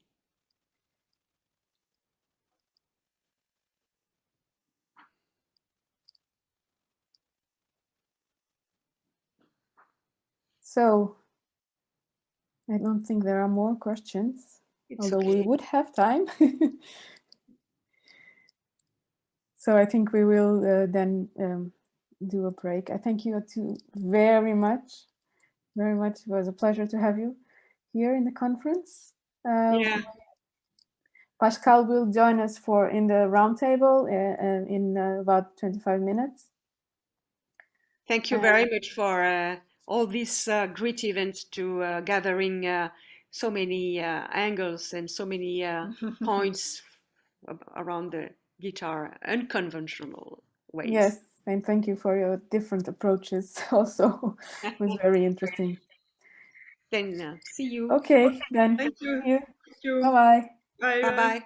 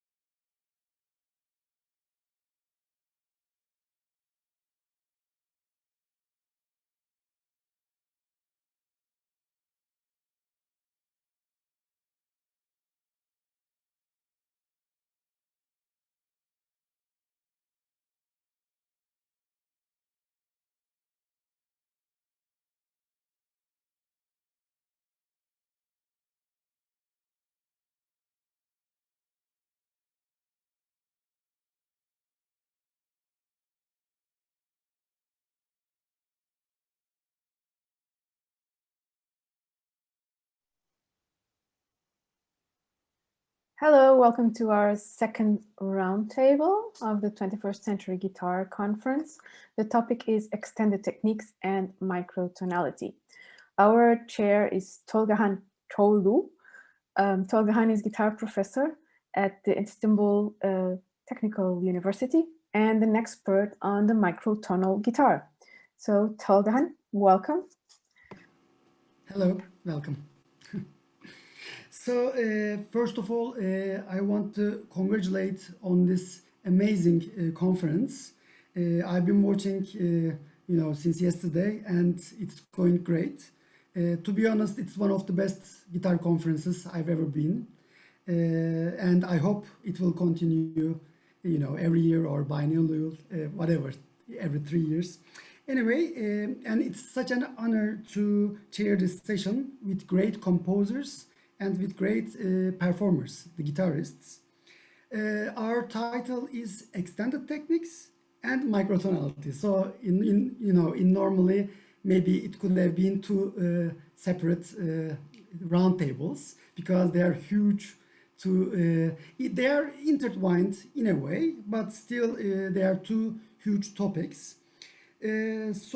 Yesterday I watched the first roundtable about composing for guitar to get an idea about the ideal format, and the chair was asking general questions to each of the participants in alphabetical order, and every panelist talks like 3 or 4 minutes about these questions.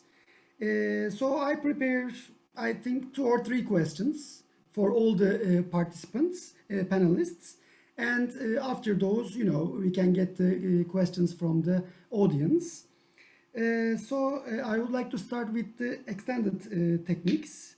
11 years ago, I finished my dissertation about adaptation of bağlama techniques. Bağlama is a folk-necked lute in Asia Minor into classical guitar. And of course, I wrote a chapter about extended techniques 11 years ago. And now, during the conference, of course, I see that during these 11 years, it's getting crazier about extended techniques, which is normal in this global world, in this, YouTube age, social media age, continuous production, and the guitar is, expanding its repertoire drastically.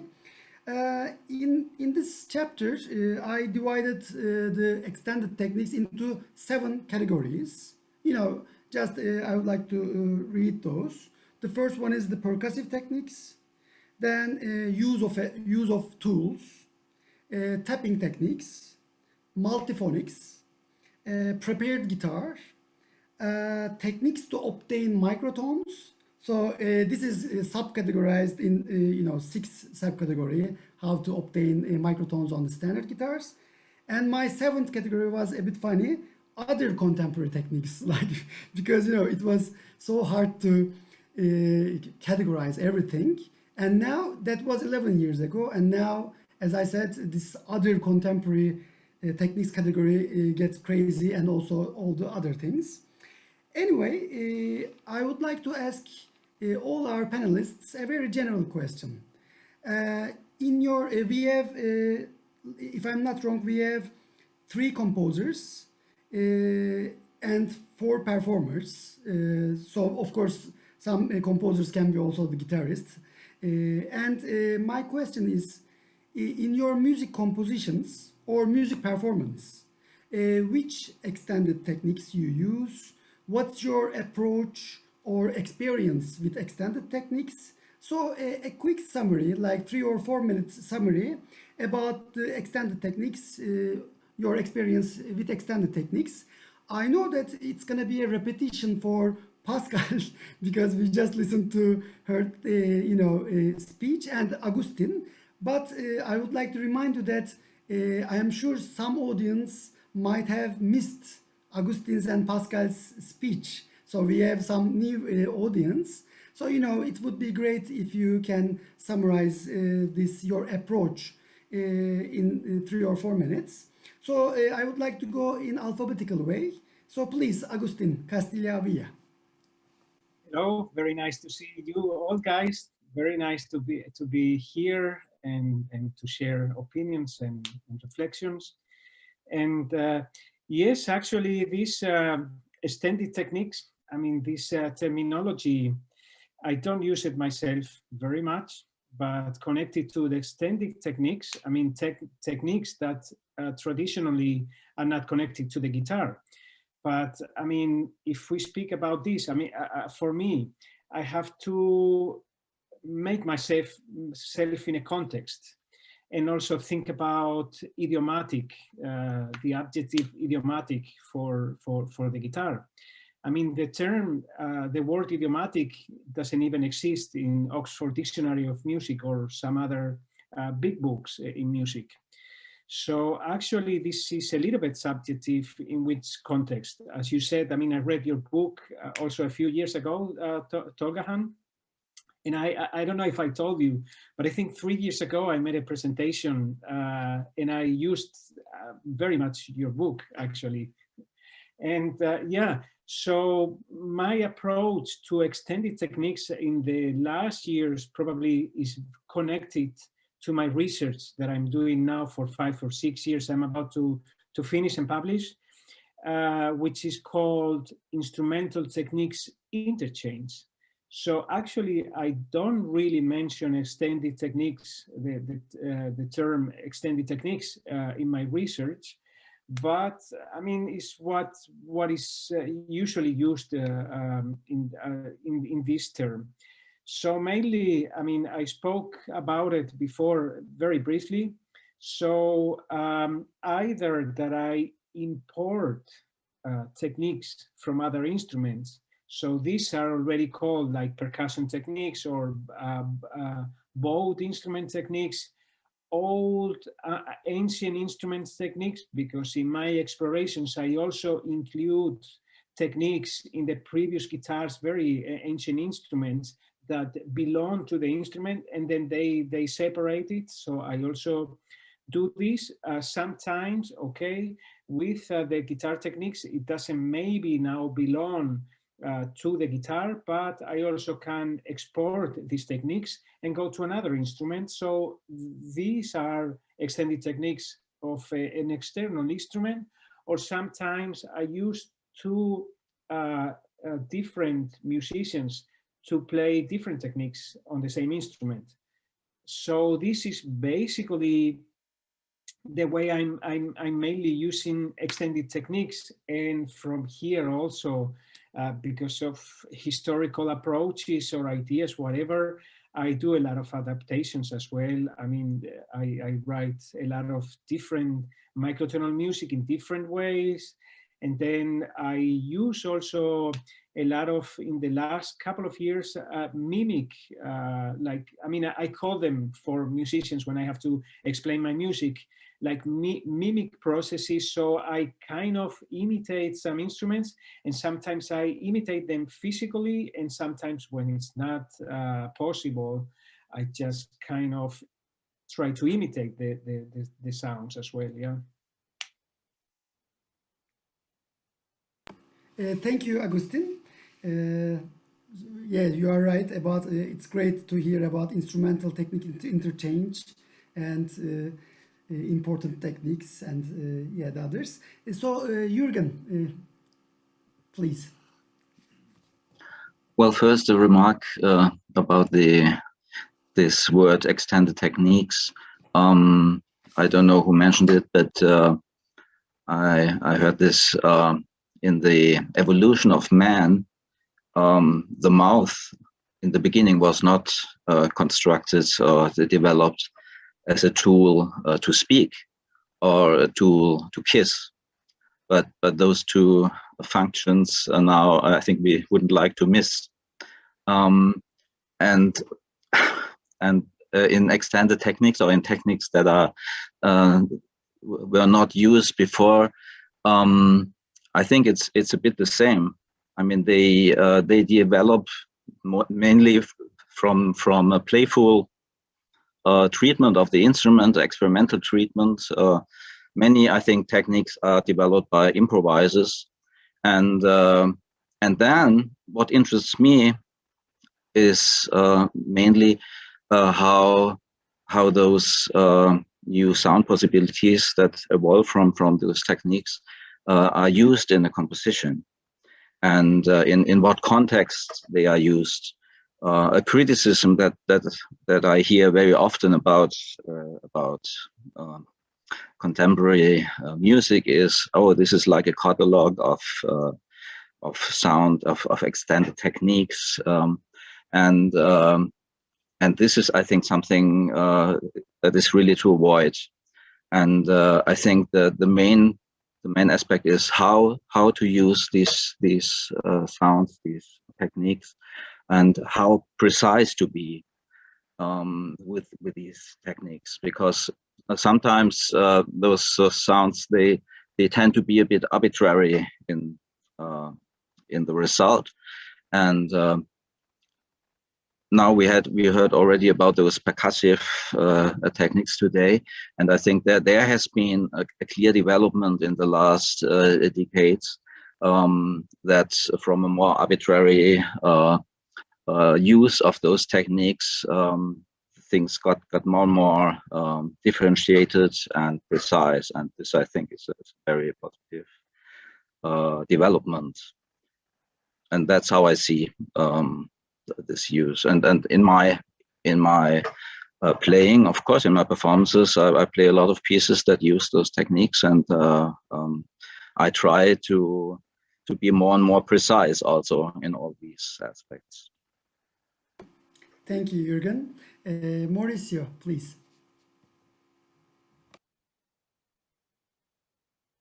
I'm muted. I'm unmuted now. Hello, everyone. Thanks for the invitation, and my apologies for not being too present this week. But in all these, confinements and lockdowns periods, is exactly the week that everything happened. So yeah, I'm very happy to be participating here. And about extended techniques, it's like when I did my PhD, was the first thing that I wanted to touch was my main subject, right? So I introduced it to my supervisor and said, okay, let's work on that.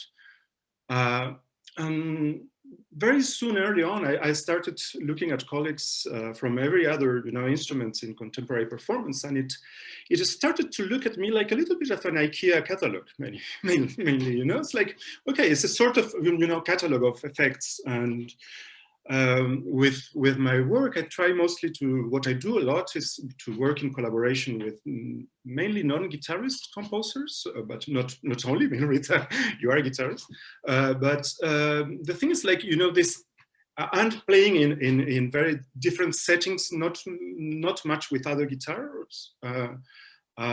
So what I've appreciated, doing this for many years now is, like, at the beginning, chamber music was mostly based with acoustic guitar. Many ensembles had acoustic guitar, and slowly it has evolved because of the nature of the guitar to electric guitar mostly. So mostly all the works that we commission now are mostly, the score arrives is written for electric guitar. So it's kind of the extended techniques that was this matter of, of sound of the guitar compared with other instruments for chamber music. That was, one potentiality, huge potentiality that in itself is kind of a huge meta-extended techniques is the live electronics, right? So that was maybe too much of a labor in some ways, that when you need to balance sound, finally for a composer is just easier to make a balance to work with electronic sounds, actually, and electronics as well.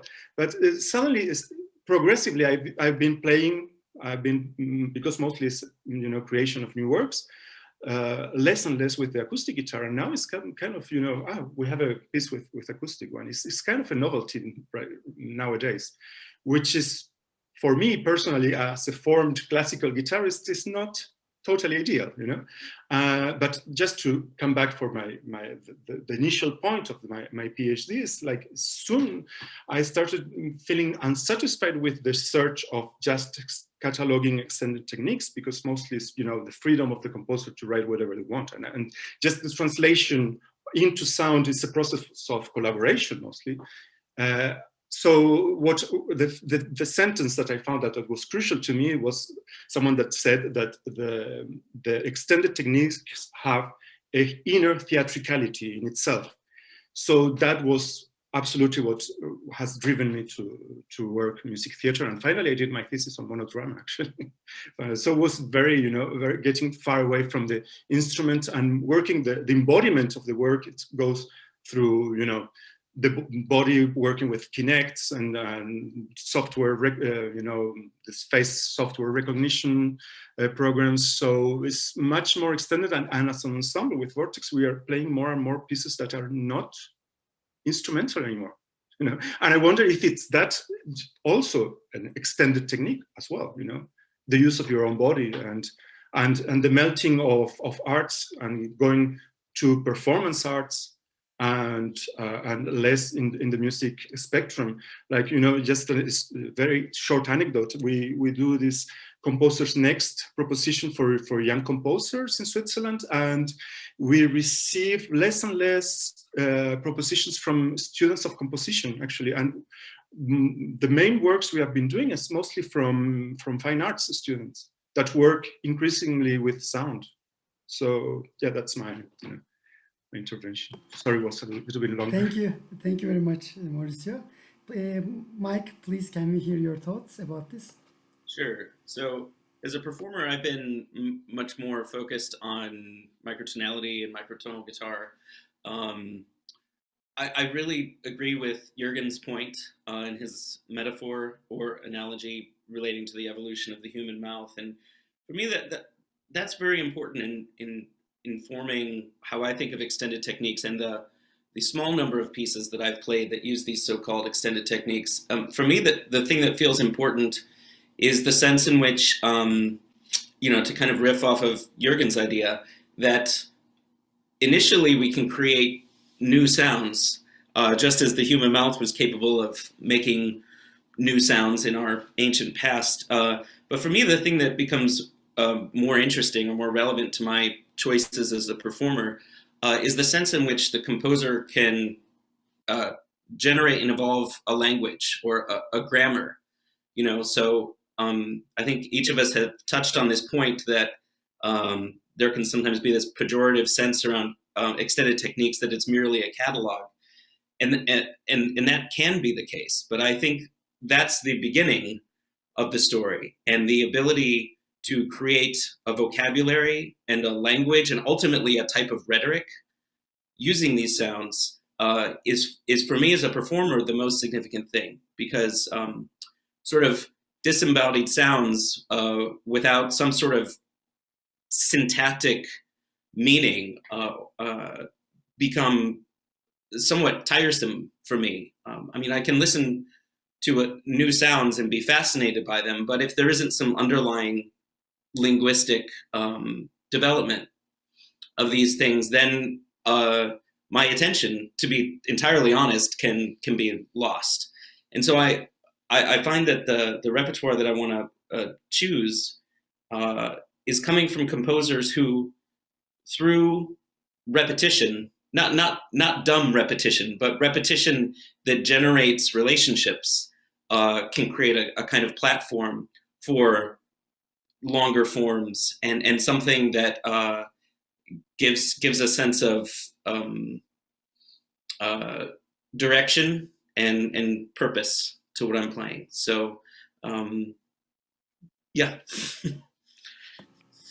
Thank you, Mike. Pascal, please. You are muted. Pascal, could you turn on your mic, please? Sorry. I was saying I presented a few ways of playing on these instruments that I set differently. And I would say that probably I use a lot of techniques that already exist. And maybe extended techniques is a word. What is it really when we are confronted in the practice of it, or also to distinguish new, not new. I finished what I was starting on. I use usual technique, but they are put in a background, in an environment that is not usual for it. So it brings an extension of the already used techniques, because I think that the knowledge is incredibly rich, but it remains open, and new techniques, it's not maybe exactly something that never existed before, but maybe it's something that exists in a different manner, in a different context. And for experimenting, because I like experimenting, I recognize that it takes energy and will to catch something, and to little by little I have an idea of why to repeat and distinguish a specific way of playing, what for, and I would say with what affect, with what is the idea that might be interesting, like understanding the instrument in its acoustical, instrumental possibilities. So it's important to understand, for instance, to give attention to things that were maybe avoided in usual ways. For instance, to give attention to a string that is bringing parasite, noisy, dirty things, soundings. Okay, but how can this be produced in a way that is coming from something, going somewhere, and that obliged to have a kind of little world with it. That's maybe what avoid to be into catalog of effects, but rather in a kind of extension of techniques that are very so numerous. Research on guitar specifically, which is an instrument so with which the end has such a culture that well, that's it. It's how to constitute the idea, the sonorous idea, so that it's not only an effect. Yes, maybe some of you mentioned that, and well, that's the main thing I would say. Thank you very much, Pascal. And we have Rita Torres. Please. Hi. So I would first would like to start by saying that I prefer the term unconventional, as you may notice from the conference's title, and try not to use extended. When I first wrote my first guitar piece in 2004, I had just moved to Germany to study composition, and I had left the ensemble with which I was performing like 6 months previous to that. And so I was actually still a performer. And that first piece reflects the pieces that I had been playing as a student and in the ensemble. So I spoke about this yesterday also, and you may view all the conference's content then after the conference. And so the piece reflects all those techniques that I had been playing.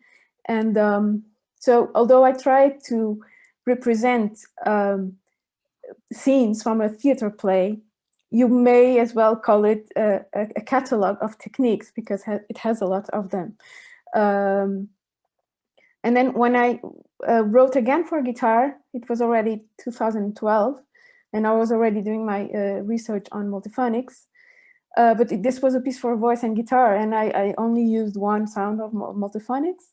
So then I returned to unconventional techniques in 2015 when I wrote a piece for Jürgen's project, Caprichos Gallescos. And I wanted to use multiphonics because I also had to present some artistic implementation of results in my thesis. And so I found a new way of actually using multiphonics with tremolato, and always hearing the fundamental of the string. And there you will find much less techniques. It's much more restricted. It has much more to do with what I wanted. Yes, and the next piece is also related to my research. So it's also multiphonics was also a must for me. And also the same, with very restricted in regard to techniques. And well, the latest piece I wrote is derived from that piece, so it's basically the same. And so, yeah, the next piece, if it comes, probably, yes, also just use those techniques that will serve my intention. That's basically it. Thank you very much, Rita. Thank you very much for your opinions about extended or unconventional techniques or whatever. Very interesting points, and I think it was very enlightening. Many different points, so it's hard to summarize all of them. We spent half of our hour about this. So I guess I have to combine my two questions about microtonality into one question for the final round before the questions of the audience. I know that to summarize the approaches of microtonality, approaches of the panelists, I know Agustin's 36 equal divisions of the octave system very well, and I know his music very well. I watched Jürgen 2 years ago in Istanbul at Microtonal Guitar Festival, playing Narvaez in mean tone temperament, and he plays many different microtonality on the microtonal guitars. Mauricio plays microtonality in Ensemble Vortex. Mike presented an amazing presentation yesterday about the Renaissance and Baroque tunings, the mean tone temperaments, and Rameau's Temperament Ordinaire. Then Pascal, we just heard before this panel, Pascal's 72 and 96 equal divisions of the octave on both standard guitars and quarter tone guitars by changing the tunings. Very interesting. And I know that Rita's multiphonic use and interest on multiphonics especially. Just summarizing this quickly, my question for the panelists is,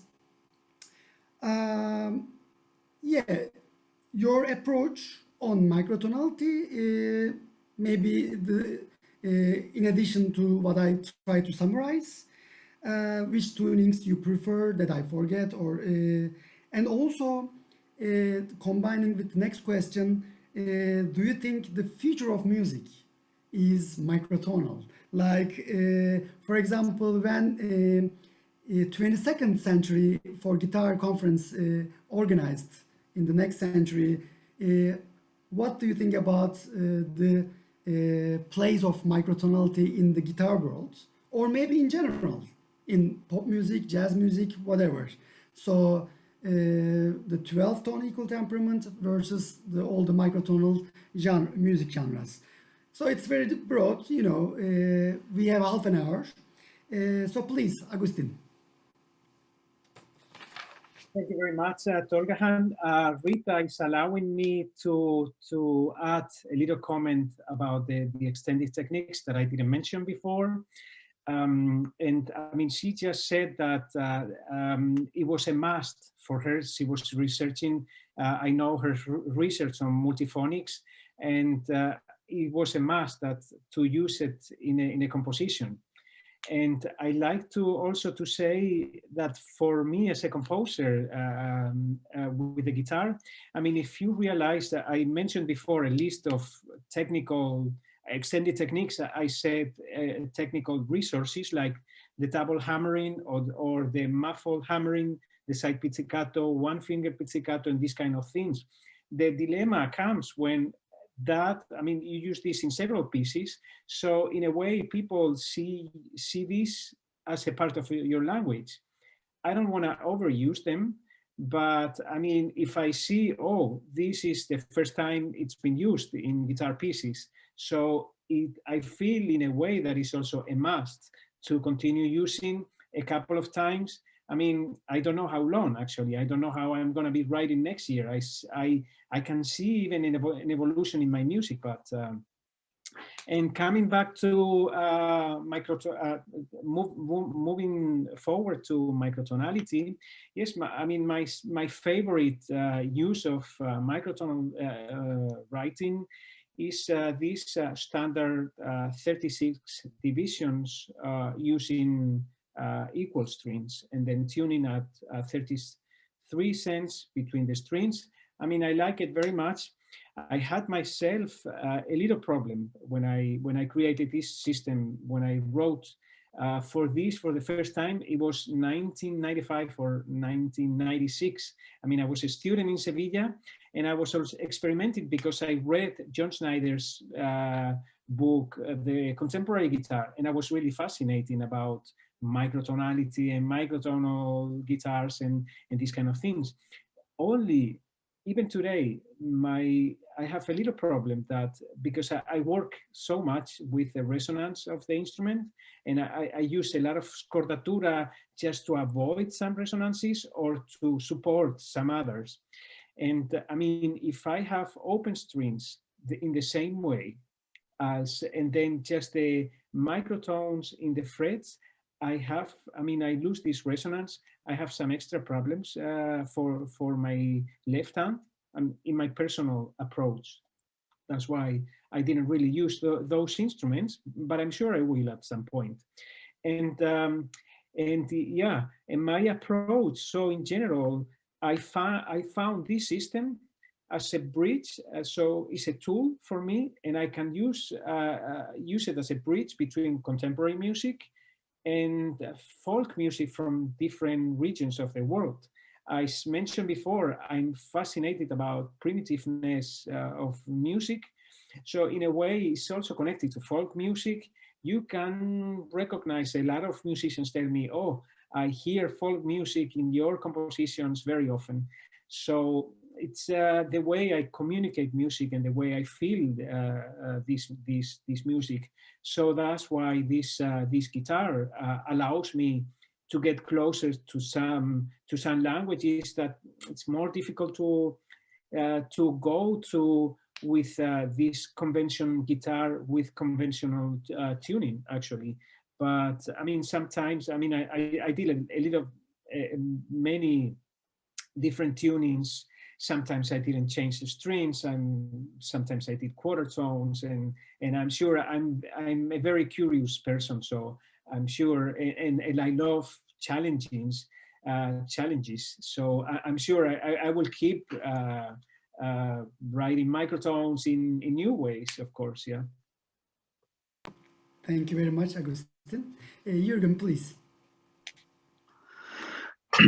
Well, I think microtonality it's a very old it's a very old theme with plugged instruments to think about tuning, and the guitar didn't start, or the plugged instruments didn't start with fixed frets. So they started without frets, and why putting frets? I think the main thing is to play chords, to play polyphonic music, and this is a good tool to reach that. But of course, one limits the possibilities of the instruments very much by having fixed frets, and this is something that interests me in any aspects, to play equal temperament music in a really good temperament, to play historical tunings, which I find absolutely fascinating. In the historic tunings, this music, or to play new music, and I think some of the music that I like most in the last decades that have been composed in contemporary music. I mean, not speaking about guitar, about ensemble music, orchestral music, are pieces that use microtonality. And to exclude our instrument from this development by being always reduced to the pitches that the frets deliver, I think would be really a pity. So any way to produce microtonal pitches on the guitar, I think are interesting, by scollatura, by movable frets, by exchangeable fingerboards that Michael used so well, are very welcome. And I hope very much that this will be something that finds more interest in the future, because of course to have the possibility to get those instruments and to try, and also for the composers to use those tools, is very much for that. It's very important to that there are enough players who use those instruments, and that those instruments are accessible. Thank you very much, Jürgen. So let's move on with Mauricio. Please, Mauricio. Yes, so microtonality is what appears in every other composition, you know, from the beginning, from this different tuning aspect in this limited fret guitar. I agree with Jürgen. Ways to avoid that limitations, you know, can be, you know, are several, and as I have been, you know, approached by Lachudman, or, you know, playing out with bottleneck, and many, you know, unconventional techniques can also eventually, you know, support a little bit, go in that direction to avoid the frets, right? That are a little bit like in the piano, right? Like in keyboards. That big disadvantage compared to other strings instrument, fretless instruments. So that is something that I'm interested, and what I actually don't put in question anymore. It's like mostly I look at the score. Okay, well, how is the tune, and okay, whatever. How many instruments will I need for the concert? Right? Because every single piece has a different scollatura finally. So that's. But I also wanted to go for the second part of your question, like what's next, kind of thing. You know. I think that post-modernism, I mean, it would be something, many tonal movements can return. You know, we've seen things like that, like Wandelweiser or other schools. And finally, for me, you know, what is interesting is to develop a transdisciplinary practice, which I mostly try to do, and to incorporate technology in the work. You know, as a, you know, technology as a technology, you know, extension is mostly what as your own body extension. You know, working with wearable technologies is like part of yourself, like the face or the body tracking scan elements, that actually the instrument is kind of an extension, or sometimes the physical instrument is not there and the instrument becomes yourself, or eventually that was something that I'm very interested in developing, and I have some projects with, is this distant playing, through electroencephalography and other techniques. Now you have accessible this emotive helmet for less than $500 that used to be super expensive, and you can start playing distantly, with brain vibrations or something. So all that is to be experimented, and where that's very interesting in terms of technology and and transdisciplinarity. That is a collaboration between engineers, sound technicians, composers, performers, to just so I think the future probably would go eventually in that direction. I think, and as a researcher, I try to melt elements from the performance studies into cultural studies, because all that is the borders are getting really, really, really melted, I think, and that I find it extremely interesting, actually. Thank you very much, Mauricio. Michael, please, can we hear your thoughts? You are muted, Michael. Okay, so I'd like to start with the second part of your question, which is, about will guitar conferences and festivals in the 22nd century just all be microtonal? I think absolutely yes. My feeling about this vocabulary we use about whether it's microtonal guitar or microtonality feels somehow inverted. It's somehow wrong, because the music of the past and the music is all. I feel like music wants to be free, but so often it has to be filtered through some type of technology, like musical instrument construction, and sometimes the technology behind an instrument allows for that freedom. Obviously, fretless instruments. But sometimes the technology forces this sort of infinite pitch continuum into discrete locations, fixed pitch instruments, a fixed fret placement, as Jürgen mentioned, early lutes, ouds, and whatnot were fretless, and then frets are added to allow for polyphonic music.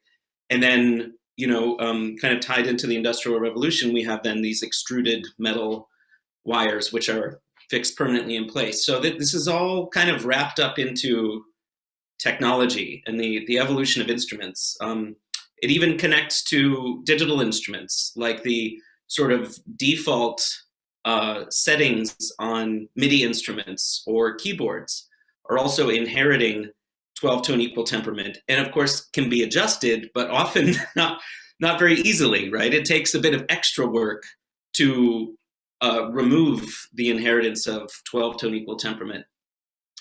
So my goal for the last 5 years working on these guitars with interchangeable fretboards has been just to free the guitar, to allow it to manifest whatever frequencies and sonic possibilities can be imagined by the composer. So yeah, I don't know. It's this strange thing where, in traditional Western music education, there's this kind of hegemony of 12-tone equal temperament, which sort of informs the way theory is taught and composition and everything. And it takes all this extra effort for individuals to cast that off. And that just seems so strange to me. And I'm cautiously optimistic that we're moving towards a point when we'll realize that this 12-tone equal tempered system is just this little, small subset of the immense field of music of past, present, and future. I mean, if you sort of added it all up from the earliest music of our ancient ancestors and then into the imagined musics of the future, I think you would see that like 12-tone equal tempered music is just this small little subset of everything that's possible. So yeah, I really just want to be able to be free and experience things outside of this very synthetic, artificial. I mean, 12 divisions of the octave. I mean, none of the frequencies bear much resemblance to natural overtones or anything. I mean, the perfect fifth is close, but even that, it's a bit off. So I feel like sound wants to be free, and so I've been working with the technology of these fretboards to get that kind of freedom. Thank you, Mike. Yes, Pascal, please, can we hear your thoughts?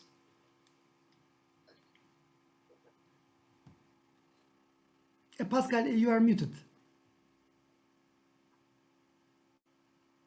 I'm quite distracted. Sorry.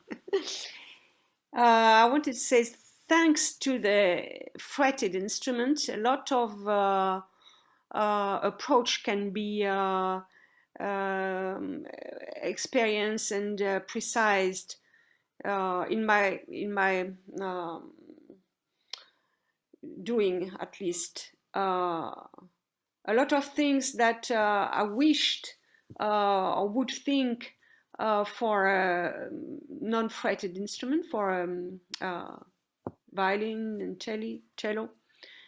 I first could understand them and imagine them on a piano or on fretted instruments, and it's very important because, for instance, pieces I wrote for violin and cello came from the instrumentists themselves who heard what was possible on the guitar and told me, well, could we do something that way with our instruments? And I was saying, no, I think it's not possible because on a violin you have really so narrow fingers and fingerings and so hard to control, and I was feared, in fact, to go into something just without borders.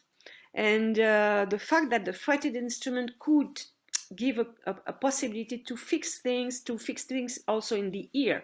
What is given to be heard is very important as a part of the knowledge. It's not only techniques of the fingerings or hands or what, it's also how we imagine things, how we take them in account, how we integrate. And so fretting is interesting, very interesting, even if non-fretted are, but it's different.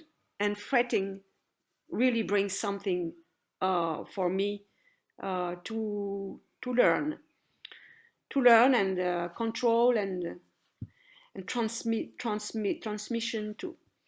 And second thing, I think that for the settings I use or I develop, sometimes I feel like I am in a very limited or constraint, reduced range, ambitus, not range, but a large ambitus. And there is a matter with resonance that I would like to be more open, be more free with resonances. So I came to imagine sometimes if there could be some resonators, some not numeric resonators, but some physical resonators adapted on the instruments that could bring a kind of more playable parts of the sound that you could. And I come to this idea also with the guitar, which is a very pragmatic instrument. If it could be more, maybe I know it exists, but it's not so often that I see or meet a musician in my field that can tell me that he has a kind of buildable instrument. I mean that in a very secure way and good playing, good practice manner of interchanging the neck, the fingerboard. I know the fingerboard can be changed, but it's not so so good. And because it vibrates, it's not so easy. But I think that this is not a problem. In fact, today we can really make material shape if we want. So maybe it's not needed, because of course there is so much the matter of why doing things. And it brings me to the question of augmented instruments that was developed these 10 past with crossing with informatic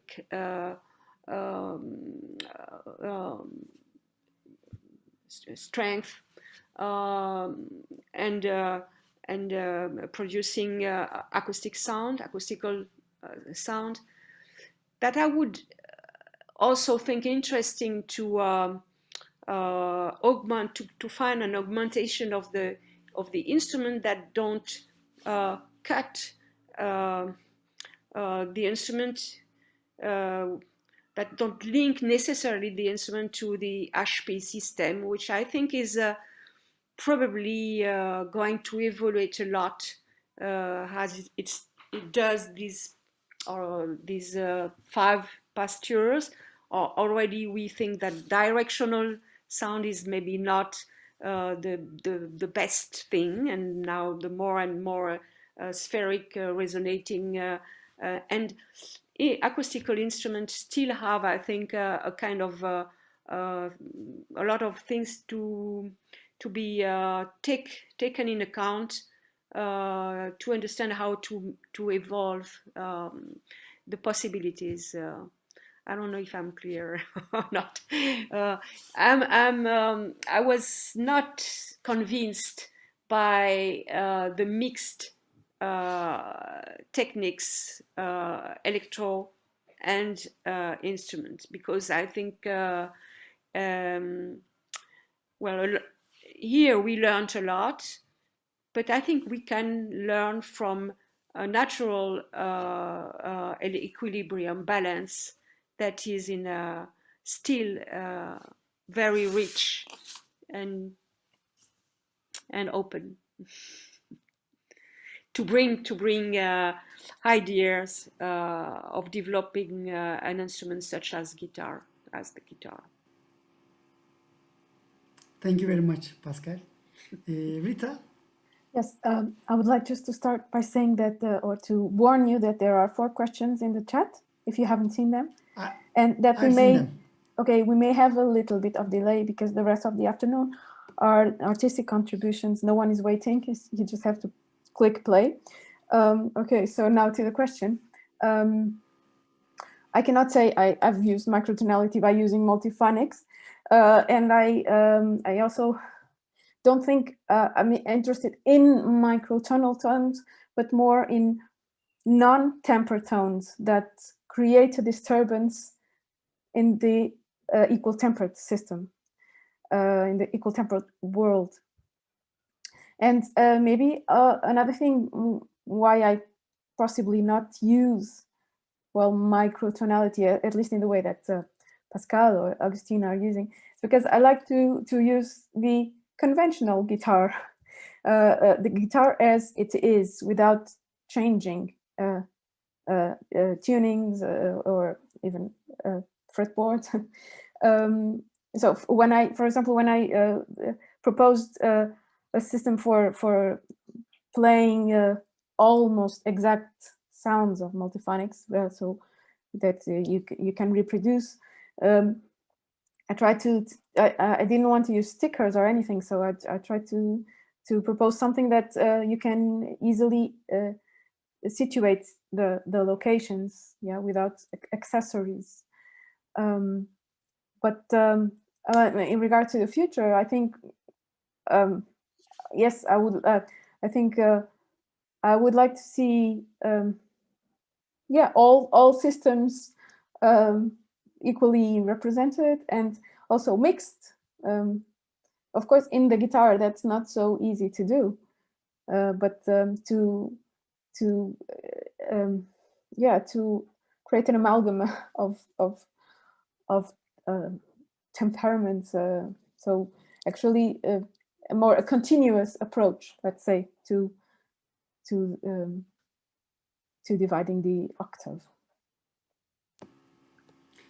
Thank you, Rita. So thank you for all of your opinions. I think very interesting points here. And we have, yes, 4 questions in the chat box. I can start with the question from Han Earl Park. Can one envision an unconventional approach to the guitar and its musics without discussions of extended techniques? Or is the practice of the new music in the West tied up to extensions, both in creating practices and rhetoric that embrace these techniques and terminology, extended technique, and critiquing these practices in those terms? Yes, any one of our panelists, it seems to me a bit difficult question. So I failed in the quiz. So anyone wants to? Is it a question for composers or for performers? What do you think? Maybe he can. Maybe both. I mean, I can speak for myself. I'm used to language. I think it's something very personal. I mean, at least for me, I can't speak for everyone, but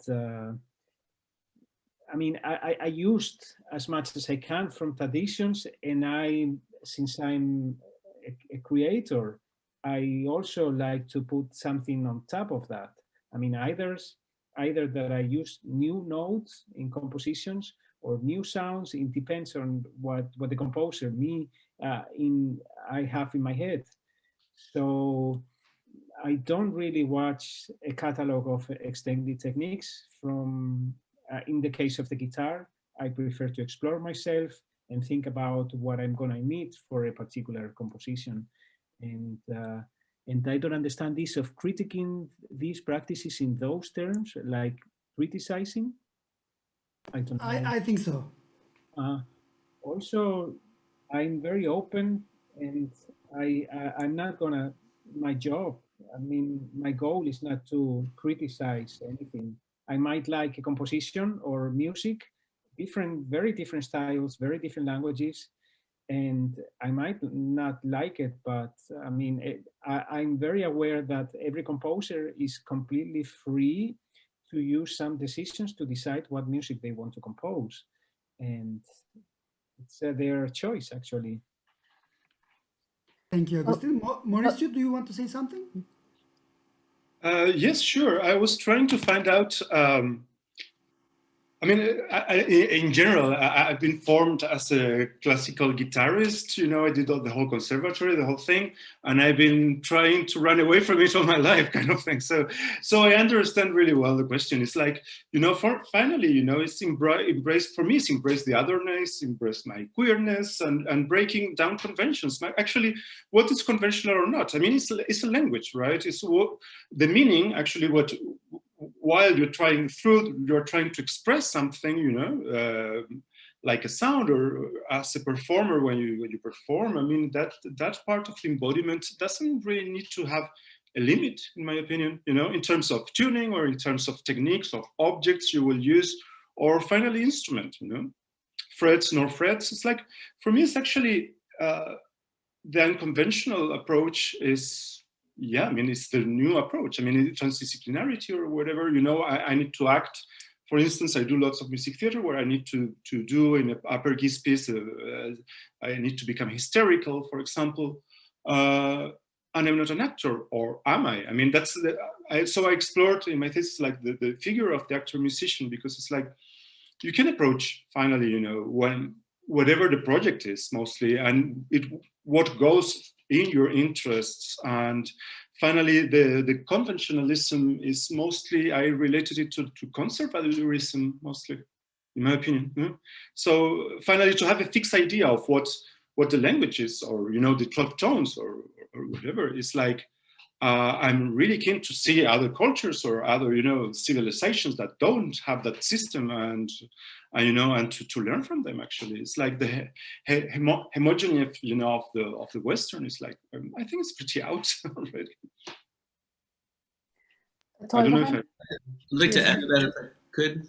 No, I just want to say that Sam Cave wants to pose a question live, but yes, maybe someone still wants to comment on the. It'll be very short. I'd just like to add to this that I think, again, it comes down to a problem of our terminology. Like when we put these labels on, like microtonality, what is microtonality? Is it anything that's not 12-tone equal temperament? As soon as we dig into that idea, it seems utterly absurd. Like 12-tone equal temperament is not something that came down from Mount Olympus and everything else is off. I mean, everything is microtonal. Even equal temperament is microtonal.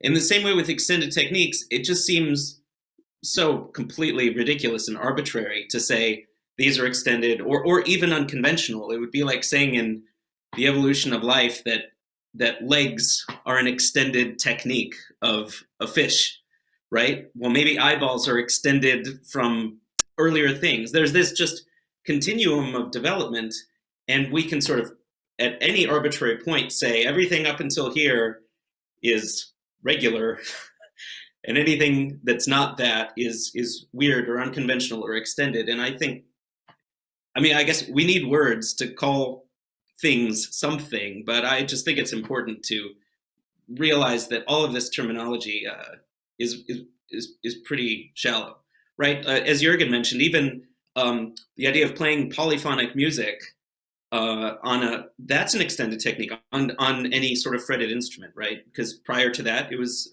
monophonic music. So is that an extended technique? I mean, it was at one point. So anyway. Thank you, Mike. So Rita, what were you saying about the question? No, I was just saying Sam Cave wants to pose a question live. Maybe we can go to Sam's question, yes. and then go to the other questions in the chat. Okay, great. Hi, Sam. Hi, everyone. Hi. A great discussion. I was just an observation, really, and something that struck me from something that Steve Goss was saying yesterday. And it relates to what Michael and Mauricio were saying about labels and limits, and the way that they're really dysfunctional and disruptive to progress, except for those limits and labels that a composer or an artist feels is necessary to ensure that the work they're making has a color and doesn't just descend into some grayness because it is something that you mentioned at the start about a catalogue of that classic critique of new music. It's a catalogue of techniques. But apart from that, I think what you said is absolutely right. That these labels and these sort of fixed ideas are very unhelpful. And it just struck me that it's somehow related to what Steve Goss was saying yesterday in his lecture about the Segovia repertoire as being a sort of he wasn't creating a future, he was sort of artificially inseminating the guitar with a history that it didn't have. And it struck me that there might be a similarity with equal temperament, this idea that it was, of its time and should be viewed as a development that is related to a time and a place and a style and a thing.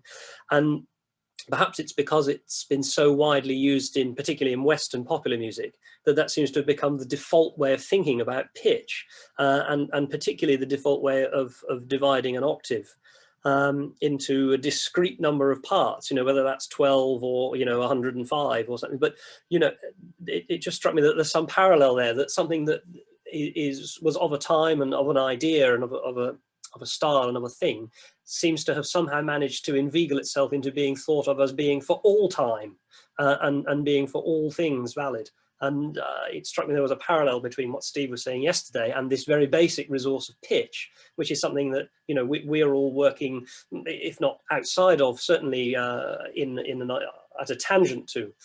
Anyway, it was just an observation that there's an interesting parallel, that sometimes things that are set up to be a solution in a moment somehow manage to generate this feeling that they're supposed to be forever, and they're really not. And so we should see them as part of an evolution, as Michael was saying.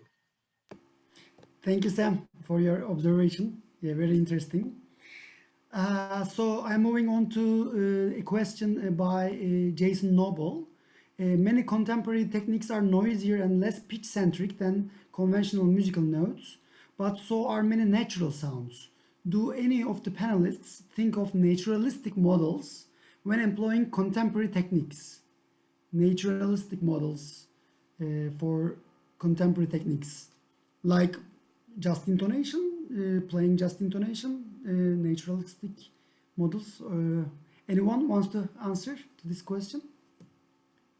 Pascal, can you unmute yourself, please? You are muted. About this question, I would say it depends on different scales of what we call natural or models.